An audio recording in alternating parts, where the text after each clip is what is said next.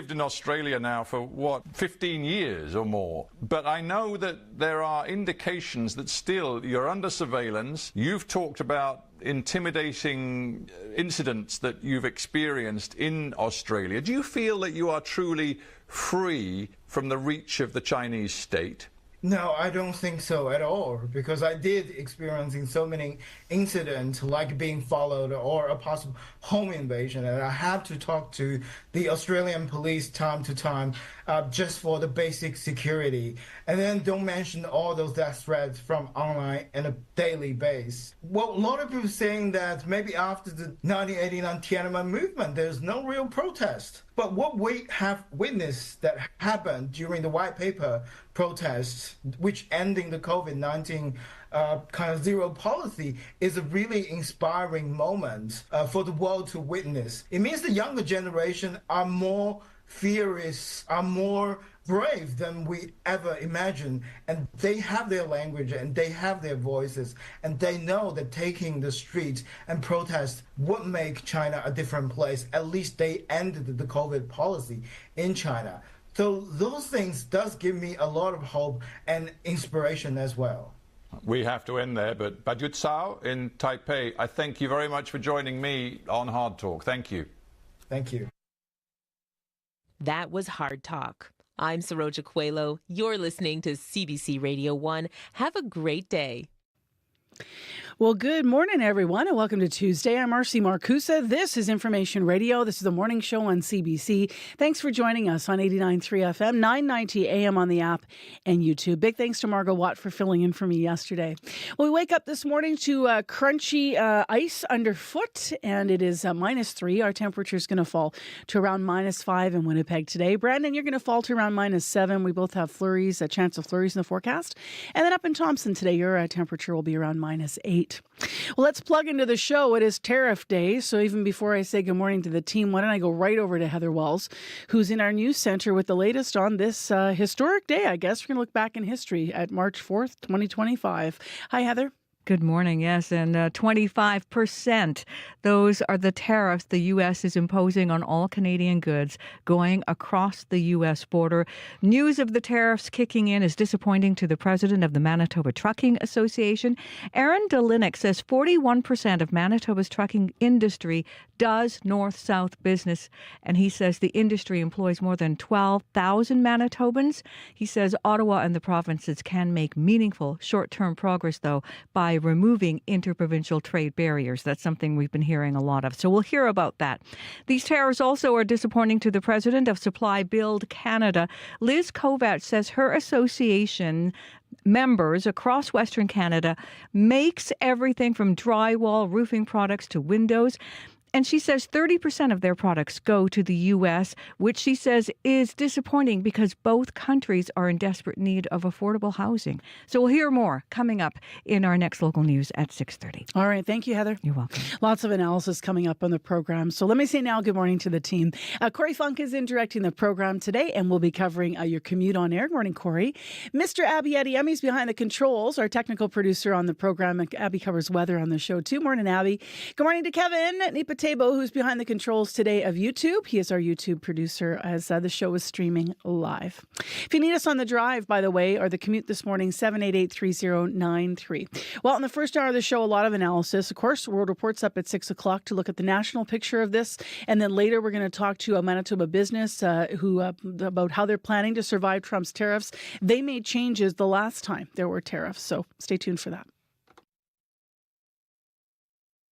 Today on Q with Tom Power. The American actor Josh Gad has been in huge Broadway shows, starred in big movies. I mean, he was Olaf in Frozen. Hi, everyone. I'm Olaf, and I like warm hugs. Josh will be here to tell you his story, all about his new memoir, and about the anxiety and body image struggles he's faced along the way. That's coming up on Q, followed by Commotion with Elamine Abdel Mahmoud on CBC Radio 1, the CBC Listen app, and everywhere you get your podcasts. This is World Report. Good morning. I'm Marcia Young. The trade war between Canada and the United States is on. Tariffs came into effect just after midnight. 25% on all Canadian goods going into the U.S. The exception, Canadian energy. It's been hit with a 10% levy. Ottawa is fighting back with its own tariffs. I'm joined by the CBC's Janice McGregor on Parliament Hill. Janice, the day has come for these tariffs to kick in. What can you tell us? Marcia, the reality that we're waking up to is that NAFTA is dead. Not in the legal sense of one of the signatories serving official notice of an intent to withdraw, but the spirit has left the body. The whole point of having this preferential trade agreement between geographic neighbors that organically trade more with each other than with anyone else was its tariff-free zone. And as the conclusion of Prime Minister Justin Trudeau's statement read last night, tariffs will disrupt an incredibly successful trading relationship. They will violate the very trade agreement that was negotiated by President Trump in his last term. If this is just intended to be transactional, to force concessions at a future bargaining table, the politics of that just got more difficult for any country that sits down with Trump. Why would any politician, not just Canadian ones, go through the painful process of negotiating concessions again if the end result isn't a secure and stable trade environment? What are you hearing when it comes to Canada's response? Trudeau's cabinet seems to be pulling its retaliation strategy off the shelf where it's been sitting for the last 28 days. We have a list of imported products the government says adds up to the first $30 billion worth of targets for a 25% tariff in return. But it's not going to stop there. Ontario's Doug Ford, as chair, has already been talking to other premiers, and he's hot to respond. If they want to try to annihilate Ontario, I will do everything, including cut off their energy, with a smile on my face. Quebec Premier François Legault told Radio-Canada that the way to hurt Trump the most is cutting off things like lumber, aluminum, or energy shipments. And premiers that lined up before to cancel U.S. contracts, yank American booze off the shelves of their liquor retailers, all poised to snap back into action. All right. Thank you, Janice. You're welcome. The CBC's Janice McGregor in Ottawa. Quebec's trade with the U.S. accounts for more than 70% of that province's exports. In 2023, the province sold $87 billion worth of products to the U.S. That is according to Quebec Statistics Institute. As Kwabina Adoro reports, businesses in Quebec are considering the impact of Trump's tariffs. It's going to be really hard. Etienne Pellissier is the co-founder of microbrewery Hop Station east of Montreal. He says any tariffs will have an impact on the cost of aluminum beer cans. Other breweries have estimated cans cost between 10 and 40 cents each. Price goes up, and for the same product, it's going to be hard to justify an increase in production. It's uncertain, even though for an employee that's working in the brewery. That uncertainty is being felt in large industries too. We don't really know what's going to happen. Stephanie Lavesseur is the vice president of the Union of Agricultural Producers. She says Quebec farmers export 72% or $9 billion worth of goods each year to the U.S. And Trump's messaging is impossible for the industry to prepare for. He posted on social media yesterday that tariffs on external agricultural products take effect April 2nd. Even if something is said, it's not sure it's going to hold, or if something is not said, it's not sure what's going to happen either. So it's been a bit complicated to follow. The think tank at the Institut de Quebec studied how the tariffs would affect the province's economy.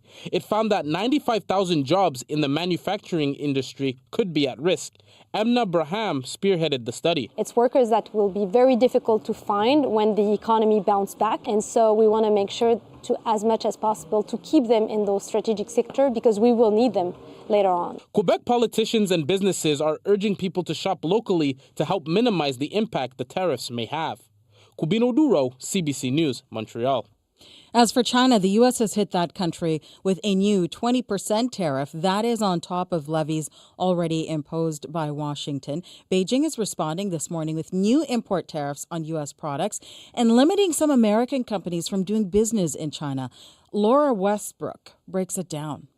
Moments after President Trump's tariffs kicked in, the response from Beijing was swift, with 15% tariffs on imports of American chicken, wheat, corn and cotton, and 10% levies on soybean, beef and fruits, starting from March 10th.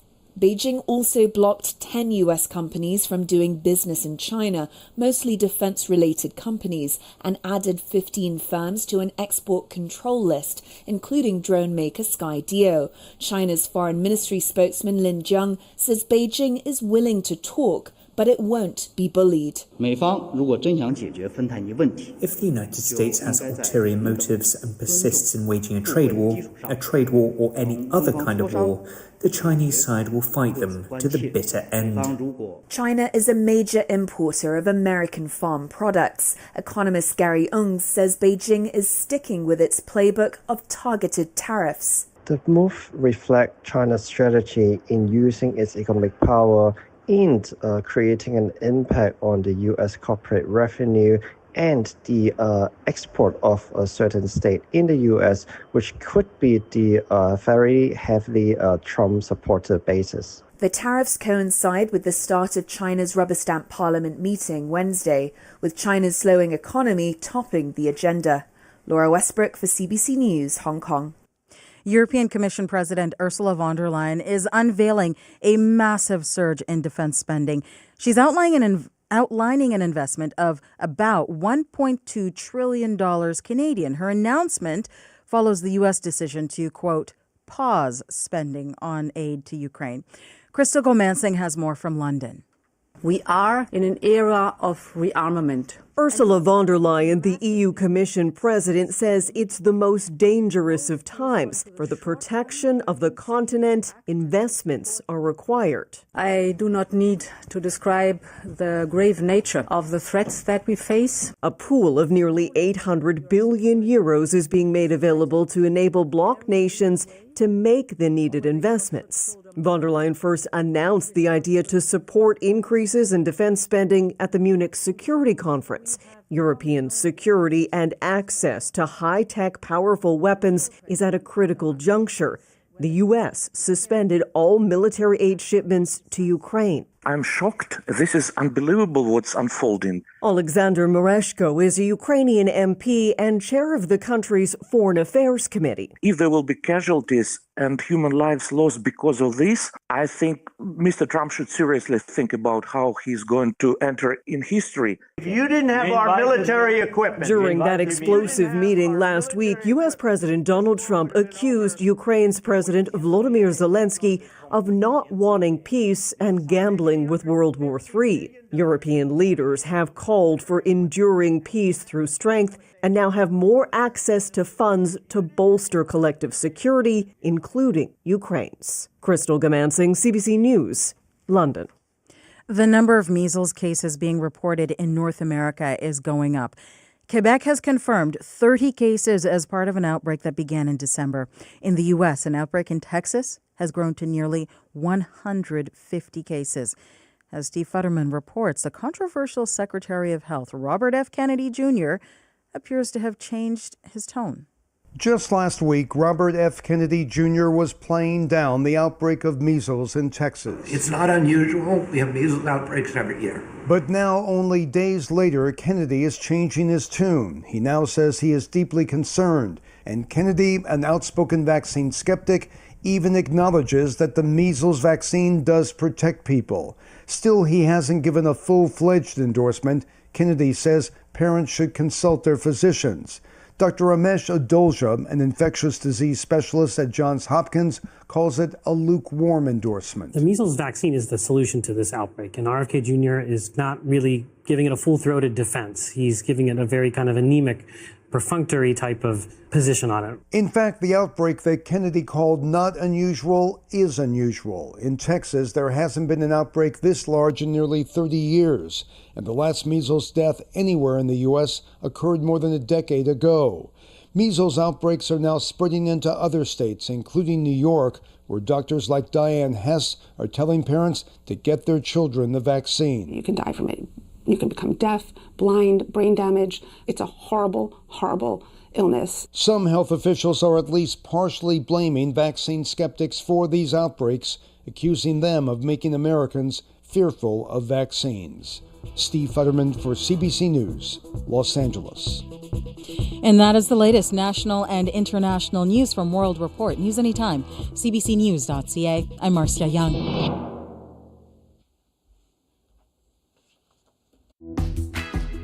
Good morning, everyone, and welcome to the show. I'm Marcy Marcusa. The show is Information Radio. It's your morning show live in downtown Winnipeg on CBC. 89.3 FM, 990 AM on the app and YouTube. Great to be with you on this day. Lots to sort through and understand about how the tariffs will affect Manitoba specifically. So Heather Wells is in with our headlines in just a moment to start us off. We also will mention that our temperature today is going to actually fall. So what we see right now is not what we're going to get for the rest of the day. Abby will explain in a moment. Well, this hour on the program, we're going to talk about shifting your sleep schedule by an hour. That's coming up next weekend as time change comes up. It can have an impact on your well-being and your mental health, so we'll talk about that.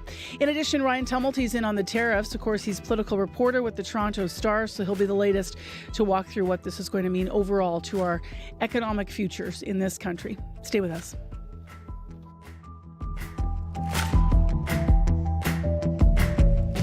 And so, Heather Wells in our news center, where do we begin?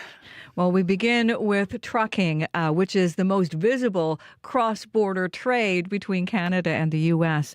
And the head of the Manitoba Trucking Association is disappointed those 25% tariffs on most Canadian goods have now kicked in. Aaron Delinick says 41% of Manitoba's trucking industry engages in north-south trade, and he says the industry makes work for 12,000 Manitobans. He doesn't believe they will all lose their jobs because of the tariffs. We're going to hear more from him. We're going to also hear from a number of other industries, including home builders and medicine manufacturers. So those are coming up. As well, Manitoba's government is being told payday loan customers need more time to pay off their debts. That story as well in our next local news coming up at 6:30. All right. Thank you, Heather. You're welcome. Heather Wells in our news department this morning. All right. Well, no big surprise what I posted on Facebook for you to weigh in on. It is tariffs, asking how they're going to impact you in Manitoba. So that's up on my Marcy Marcusa page online. You can also call us through the show if you'd like to, 204-788-3205. We are going to get into our weather forecast now. As I mentioned, it's going to get colder through the day. Abby's in with our forecast. Hi. Good morning. On the menu today, we have clouds across board from north all the way down south. We will have a cloudy day. Right now, Winnipeg, -3. It is cloudy outside. We do have this slight chance of flurries hanging out with us today. It then get breezy as we get close to the midday period. We see temperatures dropping to around -5 this afternoon. And tonight, that cloudy condition is still going to hang around with that chance of flurries. If you don't spot it in your area, you might get to see it later in the evening. Then we see a bit of clearing overnight. That windy conditions from the afternoon period will ease as you get into the morning period. However, it gets cold as temperatures overnight will dip to around -13. And if we look at conditions across board in other parts of the province, similar situation, cloudy day, flurries in a lot of the areas. We're going to see highs ranging from -3 in Winnipeg to -17 in Churchill, where we have light snow at this time, and it's also staying much colder. So in summary, Marcy, it's just a cloudy day ahead today with temperatures dipping to around -5 for Winnipeg and surrounding areas this afternoon. It then get breezy at some point by midday, and that chance of flurries hanging with us. Right now, -3. All right. Thank you, Abby. Thank you. Abby Adiemi on weather through the morning. Corey Funk's in this morning as well. Hi, Corey. Hello. Yes, very quiet commute actually overall. It's been the case actually for the past few days now, but I know things can change quickly here and might be a little bit more slippery on those roads, especially after the kind of freeze thaw. So let me know what you're seeing out there, experiencing. If you're walking, biking, driving, give me a call. That number, 204-788-3093.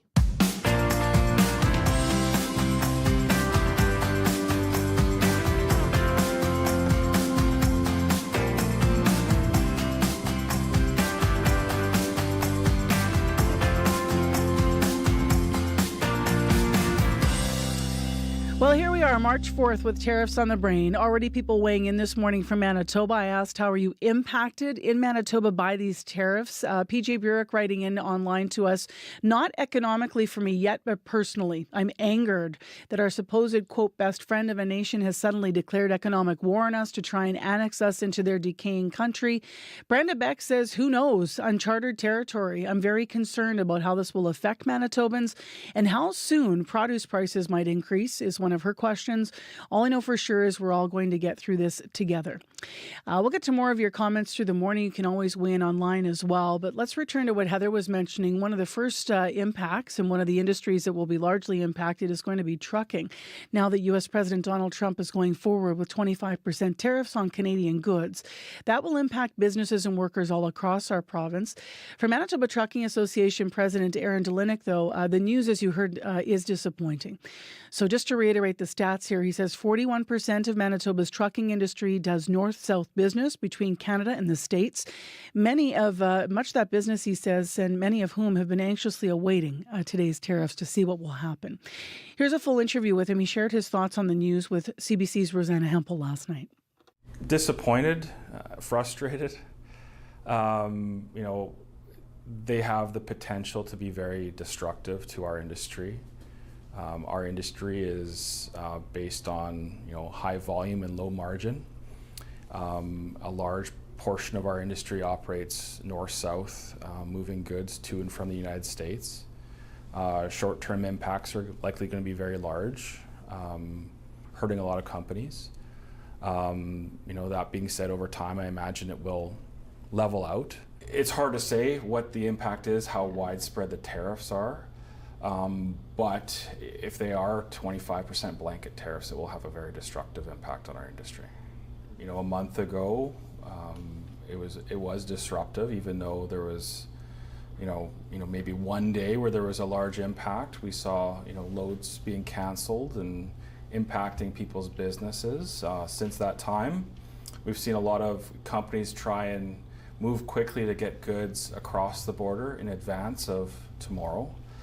So it's been actually quite busy in preparation for potential tariffs. I think the concern with some shippers and some manufacturers was that they couldn't afford to have something cross the border after the tariff. So just to ensure that nothing got caught up, they started canceling loads. Are you seeing a similar trend this time? I think there's a lot of goods moving still, but I think that is the concern. And the impacts could be quite large. A month ago, some of our members saw a 90% slowdown in their business, and others, in around 20% or less. And then let's say the tariffs do go ahead, what are you expecting? It depends at what scale. If it was 25%, there's a large population of people, more than 12,000. Would they all be without jobs? No. It's not necessarily true, but there's only so much freight to go around, right? So when 41% of our freight out of Manitoba and into Manitoba is impacted by that, it's going to have a very large ripple effect on our whole industry. Especially those that do specialize in that north-south movement, how are they adapting now? I think it depends on the needs of that carrier and how specialized they are. But looking for different customers in different areas, absolutely. I think the challenge right now for our industry is, last 2 years after the pandemic have been really tough. We've been in what's called a freight recession, where there's been excess capacity in our industry, and rates have been low.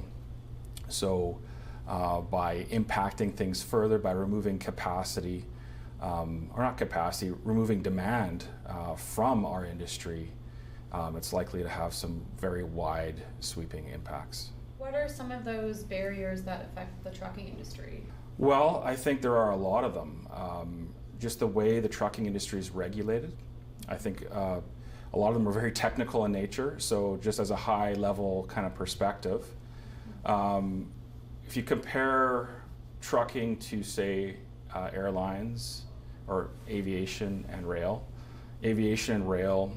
they're regulated by the federal government, where for the trucking industry, the provinces are delegated the authority to regulate the trucking industry. So they've done a really good job at harmonizing what I'd say that sort of high-level standard is, but where a lot of the trade barriers come from is the implementation of those regulations, right? So, for example, each province and jurisdiction addresses things slightly different. There's, the same sort of intent of the rule, but in a lot of cases they're managed differently. And I'll give you an example of a carrier profile, which is basically a safety report card for a trucking company. Every trucking company has one. It's from their base jurisdiction. So here in Manitoba, there's a Manitoba carrier profile. Well, every province has their own system. And how you access it and how you are able to engage with it varies depending on the province. So, if you're a business doing business with a trucking company, or you're a trucking company doing business with other trucking companies, especially if they're from a different jurisdiction, understanding how safe their operation is way more complicated than it needs to be, because every province has its own database, its own system, whether or not it's even publicly available in some cases, as well as a concern. And I know the feds have been kind of working at reducing these barriers. Have you seen any movement on that? So the provinces and the federal government have been working on a mutual recognition pilot, which basically would allow a truck that's illegal in one jurisdiction be legal in another jurisdiction within some parameters and so forth. So we hear there is some good work going on in that regard, trying to remove red tape, which is good. But beyond that, there is a lot of work to do and a lot of opportunity. To make meaningful impact, it's going to take some time. So that's Aaron Jeleniuk, the Executive Director of Manitoba's Trucking Association, weighing in on the tariffs and the impact. Next hour, we have a live interview with Brunswick Steel. Of course, those tariffs are set for a week from tomorrow, and they're do business out of Springfield, Manitoba, so we'll talk to them. There's more of a roundup online, and Heather will have more in the news. We're also going to see what the markets are going to do today. Yesterday, taking a tumble upon the confirmation these tariffs are coming. So we have business news coming up for you at 6:35. Right now, 6:21, you're with CBC. The United States has been ripped off. The stories that matter. Canada will be responding as they happen. We must put Canada first. At home and around the world. We don't need the products that they have. And what they mean to you. For news you can trust. We're coming to you live. Stay with CBC News. So what'd you think of that spring day yesterday, Manitoba, right? Winnipeg in particular, just beautiful out. Gorgeous sunshine, lots of melting. Today in the city, our temperature is actually going to fall. So we're going to falter around -5 this afternoon with a chance of flurries and similar conditions across the province, actually. Lots of cloud cover, as Abby's been saying. Well, it is officially spring. It means if you look ahead to next weekend, our clocks are going to change again. So shift workers do it routinely. It happens when you travel from one end of the country to the other. Adjusting your sleep schedule by even an hour for a lot of people can really have an impact. For others, not so much. But let's talk about daylight saving time next Sunday and how it could impact you. Dr. Elliot Lee is with us, medical director at the Sleep Disorders Clinic at the Royal Ottawa Mental Health Centre. Good morning. We're just getting the volume up here. Good morning. Oh, good morning. Can you hear me? Yeah, we've got you now. Sorry about that, Dr. Lee. So why are some people affected by daylight saving and some aren't?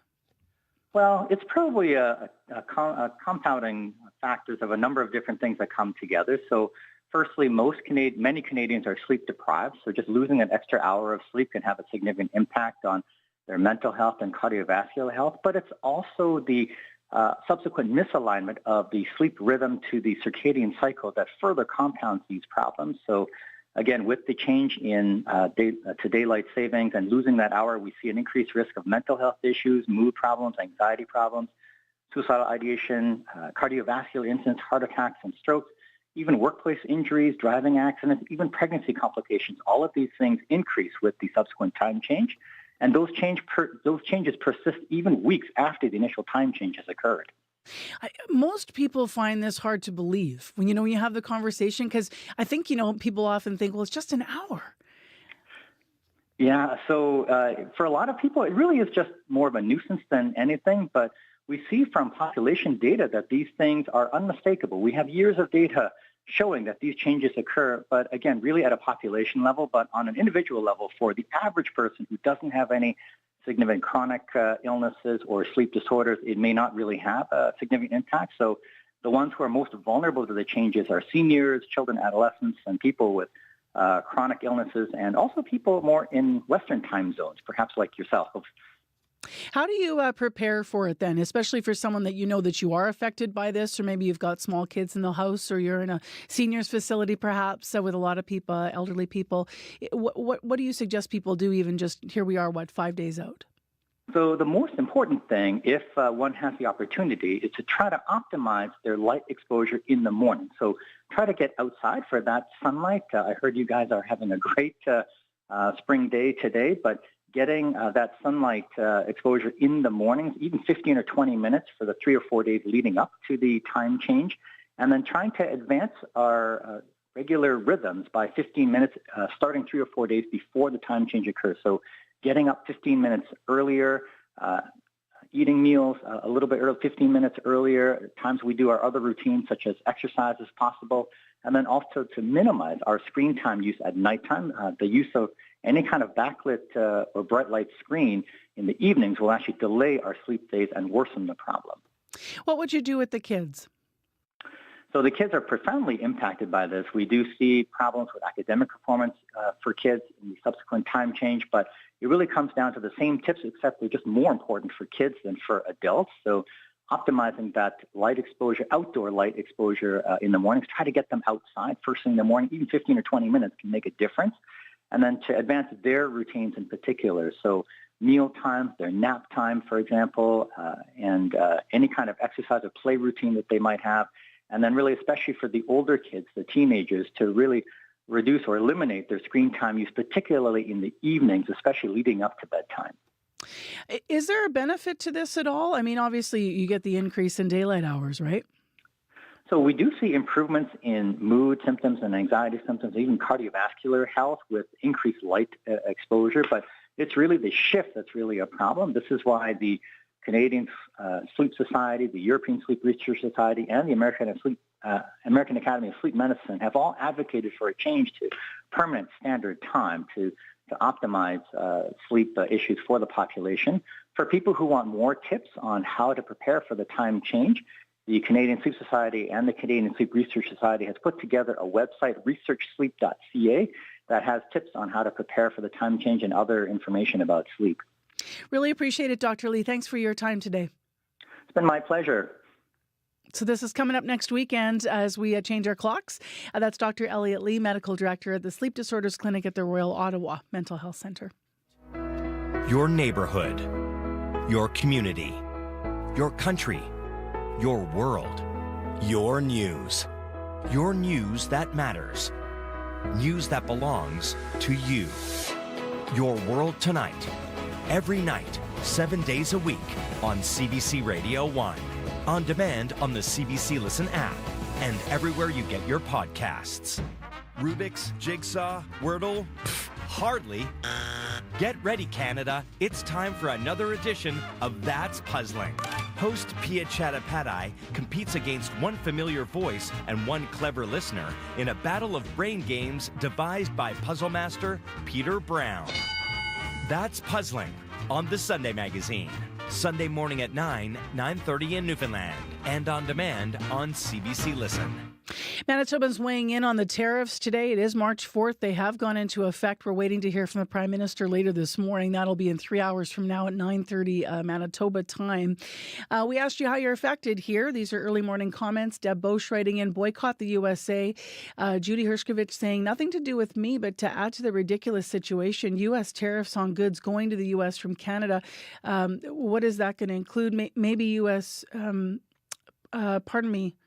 writing in, this is no joke at all, just analyzing the situation. Tracy Lynn writing in, I recently left my 25-year healthcare career for a better job that pays really well. My new job may be impacted by the tariffs. I'm on edge about being laid off now. It would sting if I have to go back to being right off my feet, working chronically short staffed for a third of the pay. So she's made a career switch, which could be affected. She doesn't elaborate, though, on what the switch has been. You can write into us. You can also call into us about how you're impacted in Manitoba or what you're thinking about this morning at 788-3205. We have business news coming up. Just a reminder that if you're walking out there, really crunchy, obviously underfoot, lots of ruts in the back lanes, and it's kind of day where you're going to break through the puddles and you could get a booter, we like to say in the prairies. water over the top of your shoes. So just walking won't be all that fun, I don't think. If you do have a problem on the commute otherwise, though, give us a call. 788-3093 is where you can reach us, 788-3093. So business news and markets are coming up in a moment here, right after our news at 6:30, and it's going to be interesting because yesterday was the worst day of the year so far on the TSX and the S&P with the losses that they suffered. So we're going to hear more about what the markets are doing this morning and more stories. That's after your CBC Winnipeg News. This is CBC News. Good morning. I'm Heather Wells in Winnipeg. At 6:30, it's mostly cloudy, -3 right now. Temperature is going to take a bit of a slide today as that wind picks up north 40, gusting to 60 near noon today. Our temperature falls to -5. Good chance of flurries in Winnipeg today as well. As of midnight, the Trump administration's tariff threats against Canada officially became reality. And across the board, 25% levy is now in effect on Canadian imports, meaning a Canada-U.S. trade war is now underway. The Dow Jones Industrial Average ending yesterday down nearly 650 points. The Wall Street Journal, often a supporter of Donald Trump, calling the action the dumbest trade war in history. The American Tax Foundation has said these sweeping tariffs would be like imposing a $130 billion tax on American households. It says the move will shrink American incomes by 1.2%. Well, that is south of the border. Here, the president of the Manitoba Trucking Association is disappointed Trump is going ahead with those 25% tariffs. Aaron Dolinek says 41% of Manitoba's trucking industry engages in north-south trade. He says the industry employs more than 12,000 Manitobans. Now, Dolinek doesn't believe they will all lose their jobs because of the tariffs, but he expects the industry as a whole will feel ripple effects as companies try to compete potentially with fewer customers. I am concerned about some of our members that specialize in this segment of industry. They've built their businesses, in some cases had over decades, and something like this could have a very large impact in a very short period of time. Dolinek says the industry has been busy moving goods ahead of today. He says the federal government and the provinces have a lot of work to do getting rid of interprovincial trade barriers, and he is optimistic they can make meaningful progress in the short term. Now, these tariffs are also disappointing to the president of Supply Build Canada.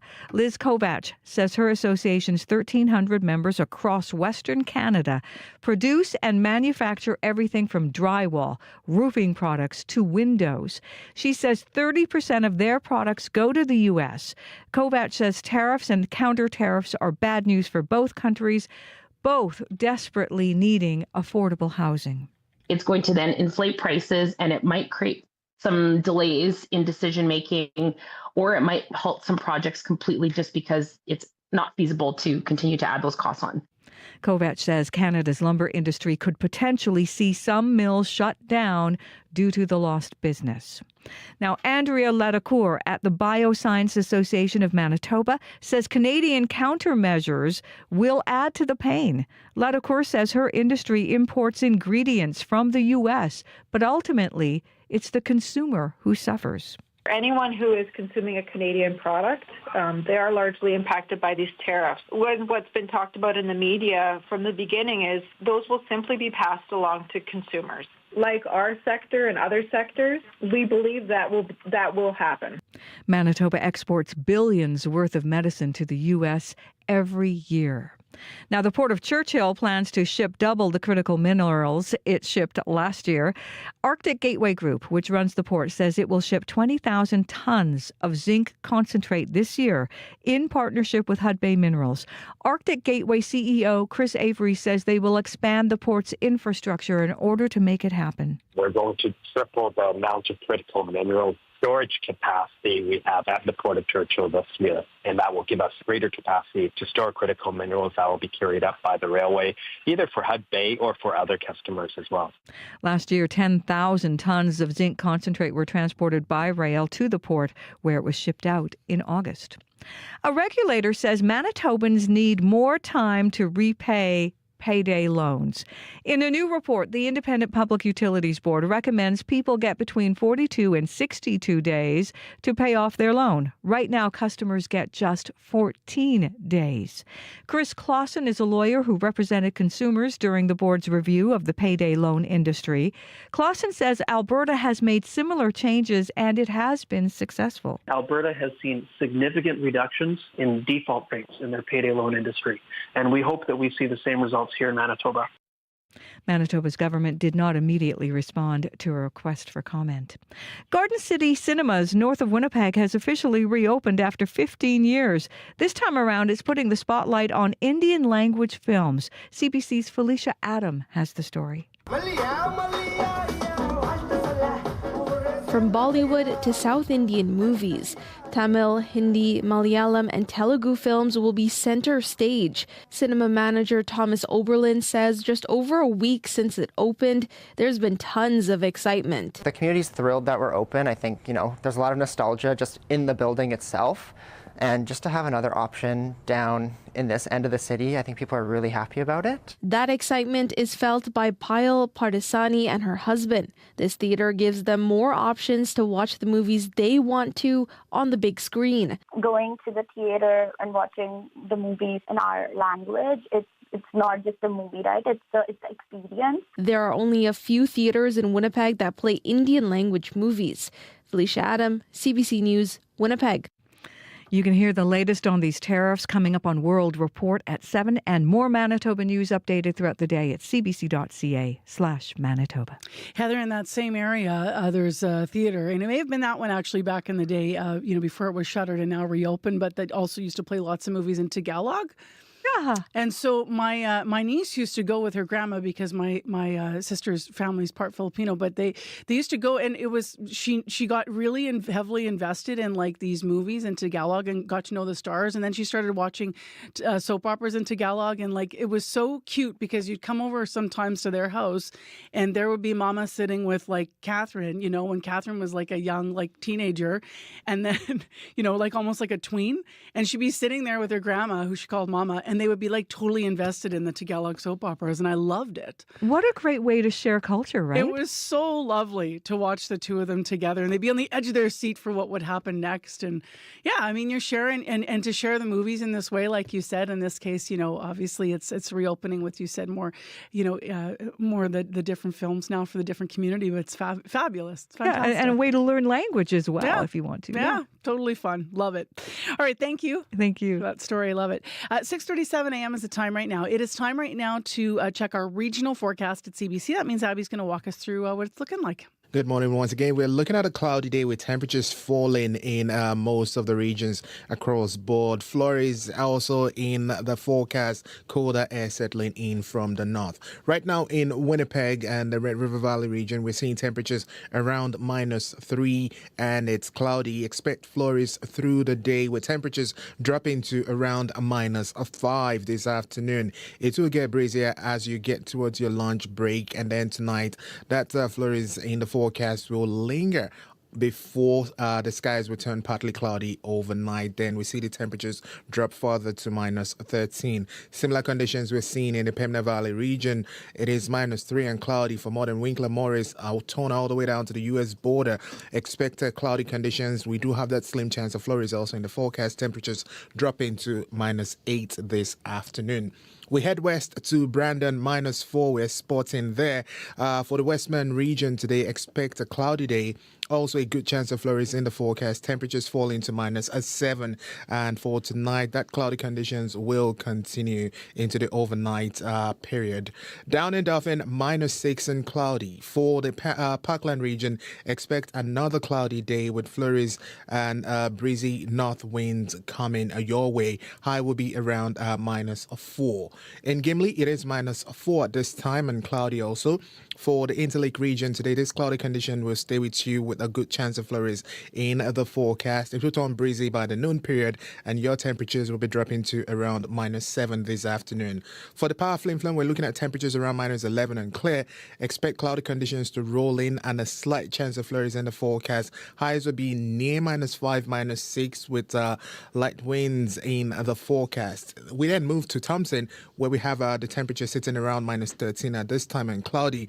These mainly cloudy conditions will stay with you for most of the day, with this slight chance of flurries in the forecast, getting breezy at times. Highs will be around minus 8, though it's going to feel colder with the wind chill factored in.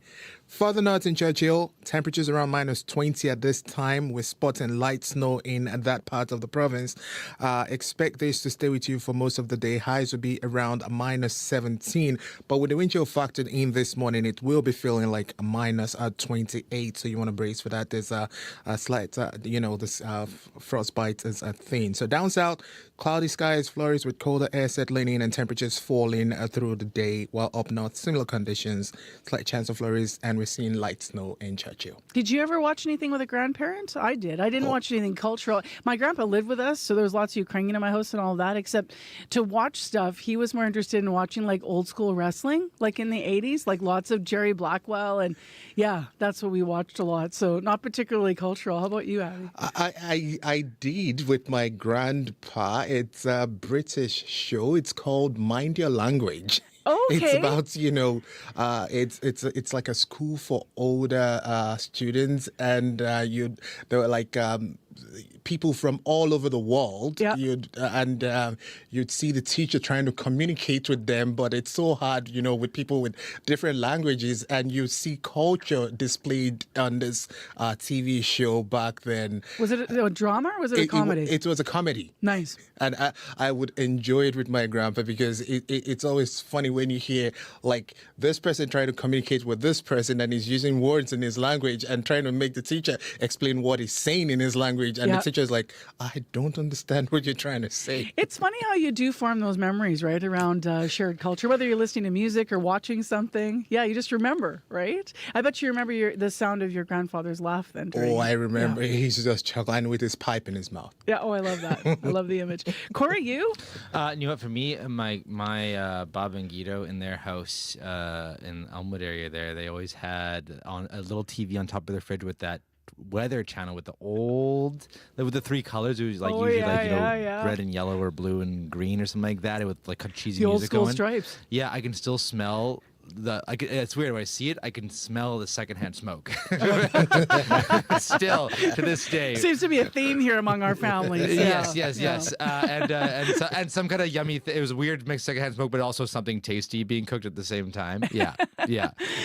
That's my fond memories from my grandparents. So that was what they always had going. Yeah, I love that. So you're not here to do the Weather Channel stuff, but the commute this morning? Yes, it's actually been a very quiet commute. Highways are looking okay. Roads might be a bit slippery, and I actually avoided the sidewalks. I was running on the road on the way in because the only way to not be slipping all over the place this morning. So, and even then the road was a little bit slippery too, so be careful out there. If you see anything going on, give me a call on the CBC Commuter line. I'll let folks know what you're seeing. That number 204-788-3093. All right, thanks, Corey. Thank you. Let's get to the actual business news this morning, even though the top story in the world, in this country certainly is business already, the tariffs. Christley Ramlakan's here. Good morning. Hey, good morning, Marcy. So let's talk about how the markets are reacting and also that historic day yesterday on the markets, right? Yeah, so, moments after President Donald Trump confirmed the tariffs would go ahead, the major stock indexes in Canada and the U.S. plunged. The TSX and the S&P 500 suffered the worst day of the year so far yesterday, and energy and technology sectors led those declines. And, it's a sign that rattled investors thought Trump might back away from some of his trade threats, given how damaging the levies could be for the American economy. And we also saw that the Canadian dollar fell sharply yesterday. And traders are significantly raising their bets that the Bank of Canada will cut rates at its next policy meeting now to try to combat the dampening effect tariffs will have on the economy. So markets see a greater chance of a rate cut on March 12th, and markets now believe there will be 3 quarter-point rate cuts this year. Now, Prime Minister Justin Trudeau has announced retaliatory tariffs on U.S. goods. Canada will impose 25% tariffs on $155 billion worth of goods. So the first wave will target $30 billion, and tariffs on the remaining $125 billion will come into effect in 21 days. So Trudeau says the tariffs will remain in place until the U.S. trade action is withdrawn. And just like you were hearing in the news there, he is scheduled to hold a news conference later this morning with several federal cabinet ministers, or I guess maybe you were saying that, Marcy. So we may find out more information there. So that's 9:30 to 10:30 our local Manitoba time, by the way, and we will be carrying a special here on CBC Radio hosted by Matt Calloway and Catherine Cullen, so you can hear that here at 9:30. Let's go to the forestry sector, which is extremely worried. Yeah, that's because the U.S. plans to nearly triple a duty on Canadian lumber. And it's just the latest jab in the ongoing softwood dispute, creating even more uncertainty for the sector. So the BC Lumber Trade Council says companies are putting decisions on hold following an announcement that could result in a 50% levy on Canadian lumber exports by this summer. So the U.S. Department of Commerce has issued a preliminary rate of about 20%, which is up from the about 7% set 3 years ago, in addition to countervailing duties of about 6%. So that all brings the total for potential levies to almost 27%, along with Trump's now 25% tariff on Canadian goods. Now, the industry group says the proposed hike is unjustified and will harm forestry workers and communities in Canada and further burden home builders and consumers in the U.S. Now, industry representatives have an opportunity for input before a final decision is made, likely in August. And Marcy, anti-dumping duties are imposed because, well, the U.S. claims Canadian producers are selling softwood lumber below market value, while the countervailing duties are in place to counter what the U.S. sees as subsidized Canadian lumber. And this, dispute has been ongoing for years between the two countries. It has, yeah. Let's go to another story here. Tennis legend Serena Williams is joining ownership of a Canadian professional sports team. Yes, that's right. So Williams is joining the Toronto Tempo's ownership group. So the WNBA expansion team made the announcement yesterday, and Williams says women's sports are an incredible investment opportunity, and she is looking forward to being a part of the WNBA's first Canadian team. So she says this moment is not just about basketball, it's about showcasing the true value and potential of female athletes. So Williams will play an active role in the team's branding, including future jersey designs. And the team is getting ready for its inaugural season next year. And the Temple will play at Toronto's Coca-Cola Coliseum and will host regular season games across Canada. What's going on in the markets right now then? So in Europe, markets are sharply lower as investors brace for the impact of U.S. tariffs on Canada, Mexico, and China, along with retaliatory action. So Germany, the UK, and France are all down. In Asia, stocks are dropping. Japan is down. Right now, Shanghai is up. Hong Kong is down. Oil is down 90 cents to $67.47 U.S. per barrel. Gold is up $27.90 to $2,920.90 U.S. per ounce. And the dollar did recover a little bit. We're seeing a little bit of a bounce back. Right now it's up just over a quarter of a cent, but it's still sitting at 69.3 cents U.S. All right, Crystal Lee, we'll talk to you tomorrow. Okay, thanks, Marcy. Crystal Lee Ramlicam with Business News.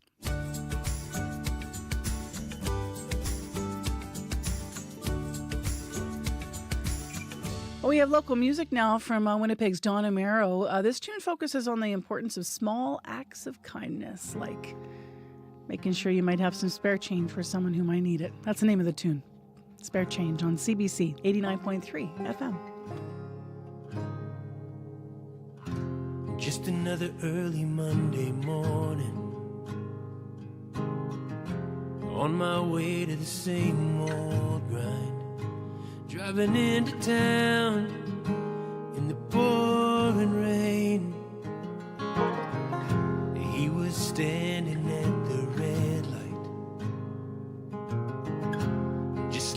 every other day. I rolled my window down to ask his name. He said, I'm trying to get back home to Carolina. I just need enough to catch that southbound bus. I've been standing in the cold holding this sign up. He said, I'm begging and I hate it, but I'd sure appreciate it if you could spare a little change.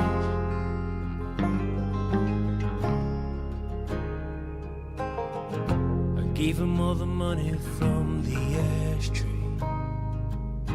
I wished him well when the light turned green, and he said thanks and waved at me. That night tucking in my children, was counting blessings in my life, and said a prayer that he's alright. He said, I'm trying to get back home to Carolina. I just need enough to catch that southbound bus. I've been standing in the cold holding this sign up. He said, I'm begging and I hate it, but I'd sure appreciate it if you could spare a little change. That's new music from Don Amaro out of Winnipeg. It's called Spare Change. It's from his EP Broken Record Part 1, Heart. It's -3 in Winnipeg. Cloud cover. You're writing it about tariffs and more questions and answers, really. Sheila May writing in from Manitoba today saying, as a small business owner, I want to know how this is going to work. No one seems to know. Our biggest supplier is in the States. There are no Canadian alternatives. Every month we return some unsold product to the supplier. How's that going to be impacted? No one seems to know. Even our customs broker doesn't have any answers. One man ruining millions of lives. So that's me quoting from what listeners are writing in. So let's talk about President Donald Trump making good on these threats. 25% tariffs on all Canadian imports going into effect today. The U.S. government's also slapping 10% on Canadian energy exports, imports. The tariffs could have this huge impact, as we've been outlining, on Canada's economy. And let's talk about it more with Ryan Tumulty, who's a political reporter with the Toronto Star and joins us now. Hi, Ryan. Hi there. So more questions than answers, as you heard people writing in. What is the latest on the tariffs that we can answer? Yeah, so, I mean, the president went through with his long-standing threat, 25% tariffs on Canadian and Mexican goods, with a slightly lower tariff, like you said off the top, 10% on Canadian energy. They're going into force today. We don't know how long they will be in place. Certainly the president was not specific in that regard. And then Canada is responding in kind. So there are 25% tariffs going in place on $30 billion worth of American goods today, with a promise to ramp that up to $150 billion worth of goods in 3 weeks' time. It is a real, trade war that we are now in the middle of. You talked about the Canadian government response. Obviously, we're going to hear from the Prime Minister at 9:30 this morning. CBC will carry that in a news special to learn more about the counteraction. Ontario Premier Doug Ford still in the news, threatening to cut off energy going to the United States. Can you walk us through what the other premiers are saying today and overnight? Yeah, we haven't heard I don't think we've heard from all of them yet, but generally the consensus is the same, that these tariffs are unjustified, that they are unwarranted, and that they're going to do real economic damage to Americans as much as Canadians. And so there seems to be a fairly strong support for what the government has done so far in terms of these tariffs in response. We've heard that from Scott Moe in Saskatchewan and lots of other premiers. Even Danielle Smith yesterday, I noticed, hadn't said much. She sort of kept to the same line as she has before. She has kind of been the outlier in the past, but still seems to support, a strong response. So, that is kind of a uniform across the Canadian political spectrum right now. There's obviously lots of differences in exactly how people think we should respond, but Jagmeet Singh and Pierre Poilievre also think that we need to respond with strong tariffs. How quickly will this be damaging to our economy? And can we look to the last time tariffs were imposed for a guess, or are we in completely uncharted territory? Because it feels like the latter. It is uncharted territory in a lot of ways. I mean, the last time America exposed tariffs like this so broadly across so many, categories across the world, against so many different countries, it literally triggered the Great Depression. That is not probably a accurate synopsis of what's going to happen now. We are talking about a different world. But certainly these are going to be enormously economically damaging. The governor of the Bank of Canada talked about this recently. He said that they will have permanent economic damage, and the kind that the Bank of Canada can't do anything really about. He's talking about lower economic growth. He's talking about job losses. There are predictions that auto plants, in Canada and in the U.S. could close within the week. So these are going to be enormously economic damaging. I think the question is, does Donald Trump have the stomach for that? And I'm not sure that he does. I want to switch gears here while we still have you with us, because, of course, we're in a critical week here. We're in the last days of the Liberal leadership race. The candidates are focusing on getting the vote out in the backdrop of all of this seriousness. What are your impressions at this point? Yeah, I mean, I think at this point the general consensus is that this is Mark Carney's race to lose. He does seem to have the momentum in terms of fundraising and endorsements. We'll see if that translates out into the voting system. The Liberals obviously have this very complicated, voting system where every riding is worth 100 points. So it's not just enough for Mark Carney to get the most of the votes. He has to get them right across the country. He also, has to, the parties are going to have to think too about second place choices, because this is a ranked ballot sort of scenario. So that could produce some interesting results. And I think we'll have to wait and see here. But certainly, like you said, that's what the candidates are doing right now. They are trying to make sure everybody gets to vote that they've identified as a supporter. The Liberals have brought in this sort of complicated verification system, which my colleagues and I have been reporting on, have been having some problems. But certainly, it is crunch time for all of these candidates. All right, Ryan, we'll see what the rest of today brings. Appreciate your time. All right, thank you. That's Ryan Tumulty. He's a political reporter with the Toronto Star. We talk to him most Tuesdays here about what's happening in Ottawa. It is now 3 minutes to 7 o'clock on 89.3 FM, 990 AM on the app and YouTube. Let's return to our local headlines now. Heather Wells joins us once again from our News Centre Live. Good morning. Well, news of 25% U.S. tariffs on most Canadian goods going into the U.S. is disappointing to the president of the Manitoba Trucking Association. Aaron Dolinick says 41% of Manitoba's trucking industry does north-south business, and he says the industry employs more than 12,000 Manitobans. The president of Supply Build Canada says her association's 1,300 members across Western Canada produce and manufacture everything from drywall, roofing products to windows. Liv Kobach says tariffs are bad news for both countries because both countries, she says, struggle with a shortage of affordable housing. We'll hear more reaction locally to those tariffs kicking in now, as well as other Manitoba news coming up at 7:30. All right. Thank you, Heather. You're welcome. Well, remember that this is just the beginning of what could come next, because March 12th is the date when we're going to see whether or not an additional tariff is going to come into play for steel. In the next hour of the show, we're going to talk to a company out of Springfield, Brunswick Steel, about how they are positioning themselves.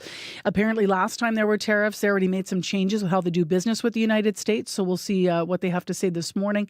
In addition, in the next hour of the show, to lighter fare, Winnipeg movie theaters, we've been telling you in the news, has reopened after 15 years. We're going to visit the space and learn about why it's going to have such a multicultural focus and the impact that that's going to have here in Winnipeg. In addition, a conversation that Corey actually had with a journalist yesterday, really interesting in this time when journalism's under threat around the world. She's a Filipino journalist. She's traveling across Canada to talk about how she learned to build trust among readers in her country, where the government can be outright hostile toward the media. So we're going to hear more about that conversation coming up in the next hour. Right now, I can tell you it is -3, cloud cover, and a chance of flurries in Winnipeg. Our temperature will fall to about -5 this afternoon, and the wind's going to make it feel kind of cold out there today. Already winds at the airport are north of 39 kilometers per hour. Crunchy underfoot, in fact, maybe even a little bit slick and treacherous and bumpy with the ice, right? So take it easy if you're walking this morning on your commute or biking. And let us know if you're having any actual problems getting to where you need to go. 788-3093 is the commuter line. World Report's coming up next. It's 1 minute to 7 on your Tuesday morning.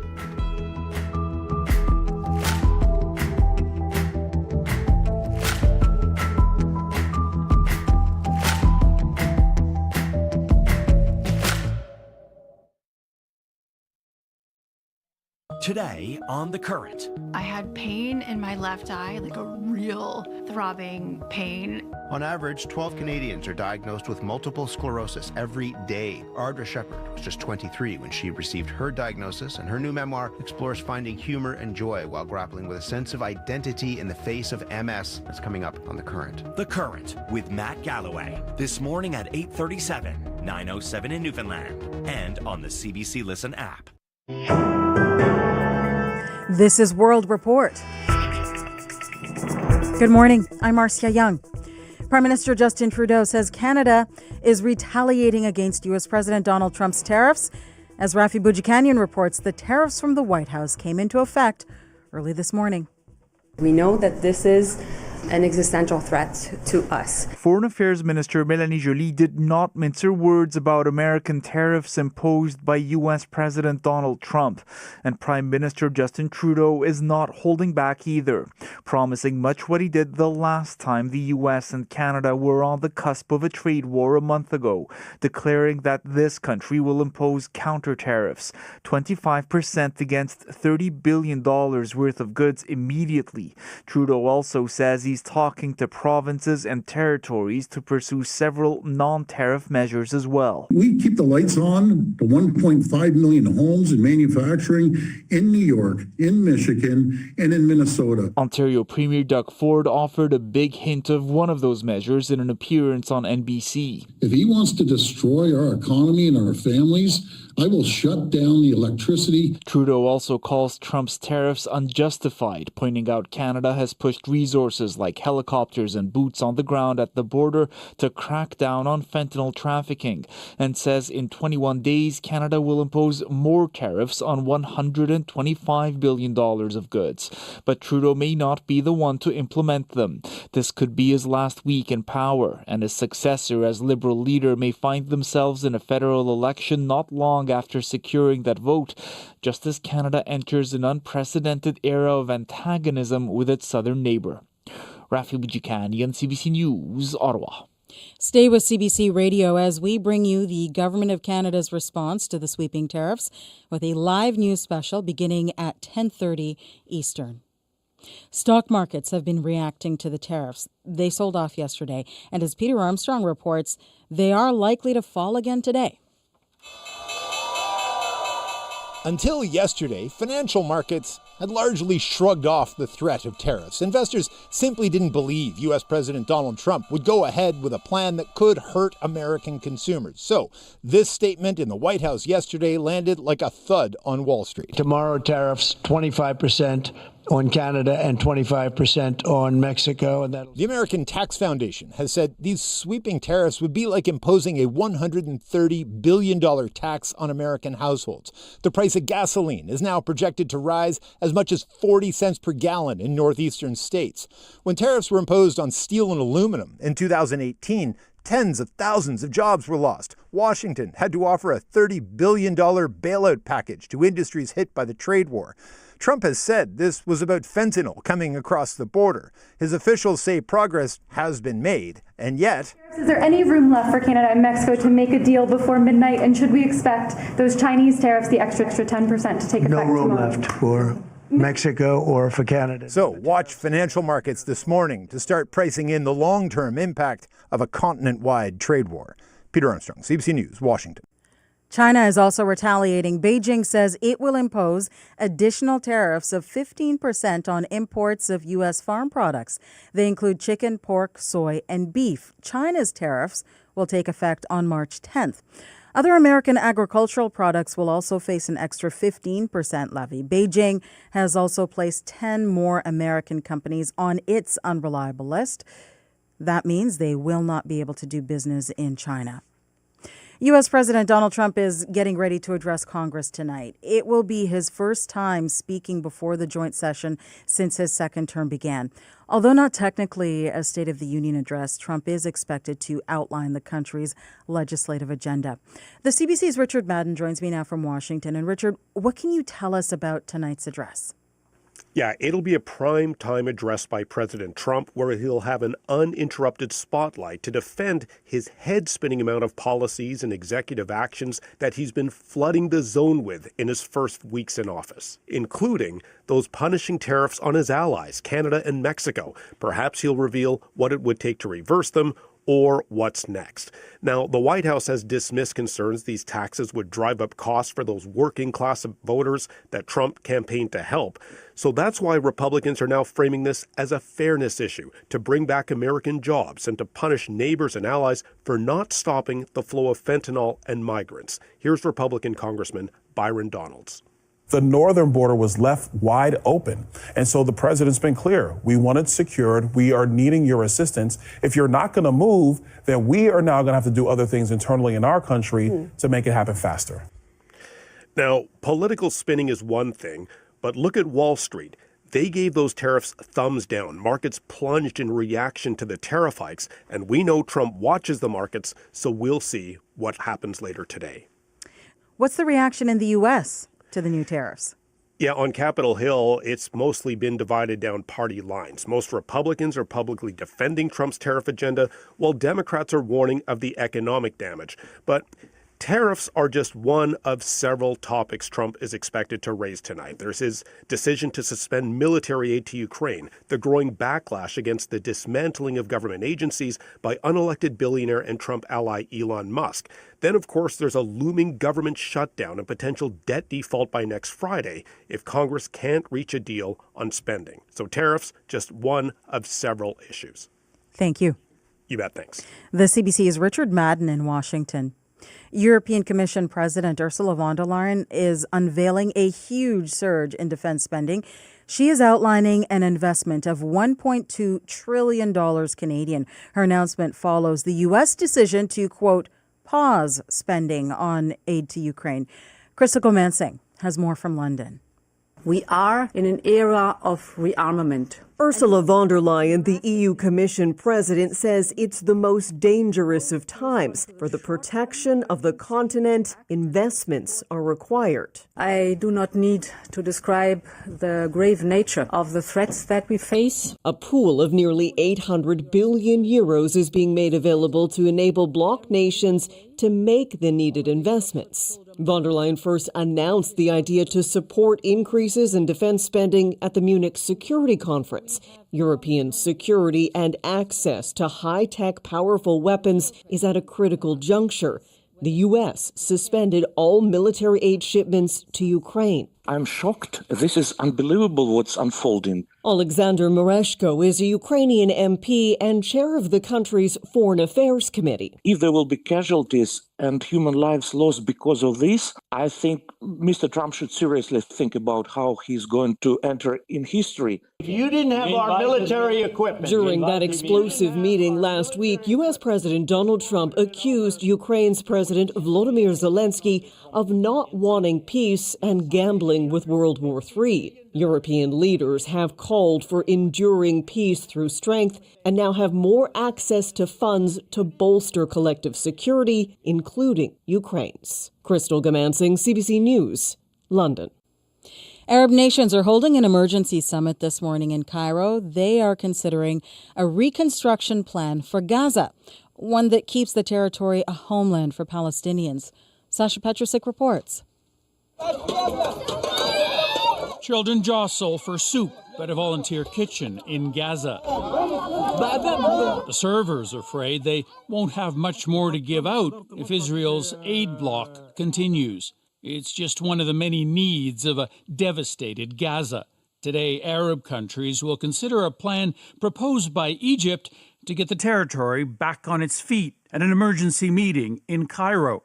They're scrambling for an alternative to U.S. President Donald Trump's proposal to empty Gaza of Palestinians and turn it into resorts. Egypt's foreign minister hasn't given many details, but a leaked draft says Hamas militants who were behind the October 7th attack on Israel and govern Gaza must be replaced by an interim body made up of Arab and Western states. Otherwise, no one will contribute the more than $50 billion the UN estimates is needed to rebuild Gaza. Much of that is expected to come from Gulf states, but so far, none have come forward with the money, and there are many unanswered questions about Egypt's plan. Sasha Petrusik, CBC News, Jerusalem. And that is the latest national and international news from World Report. A reminder, stay with CBC Radio for a live news special on the Government of Canada's response to the sweeping U.S. tariffs. That begins at 10:30 Eastern. I'm Marcia Young.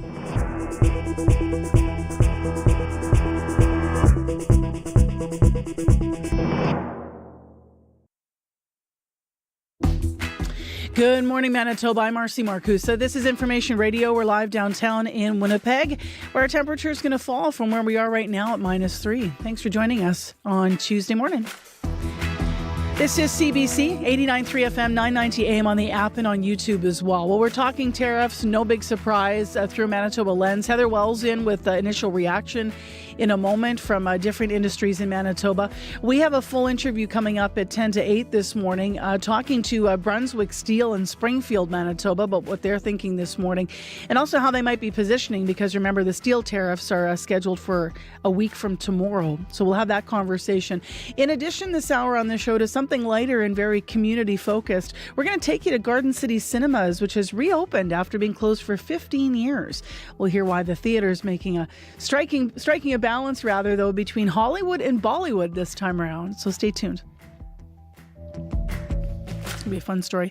All right, let's get into what's happening with the news headlines. Heather Wells, as I mentioned, is in live. Good morning. Good morning. Yes, and disappointment right across the board.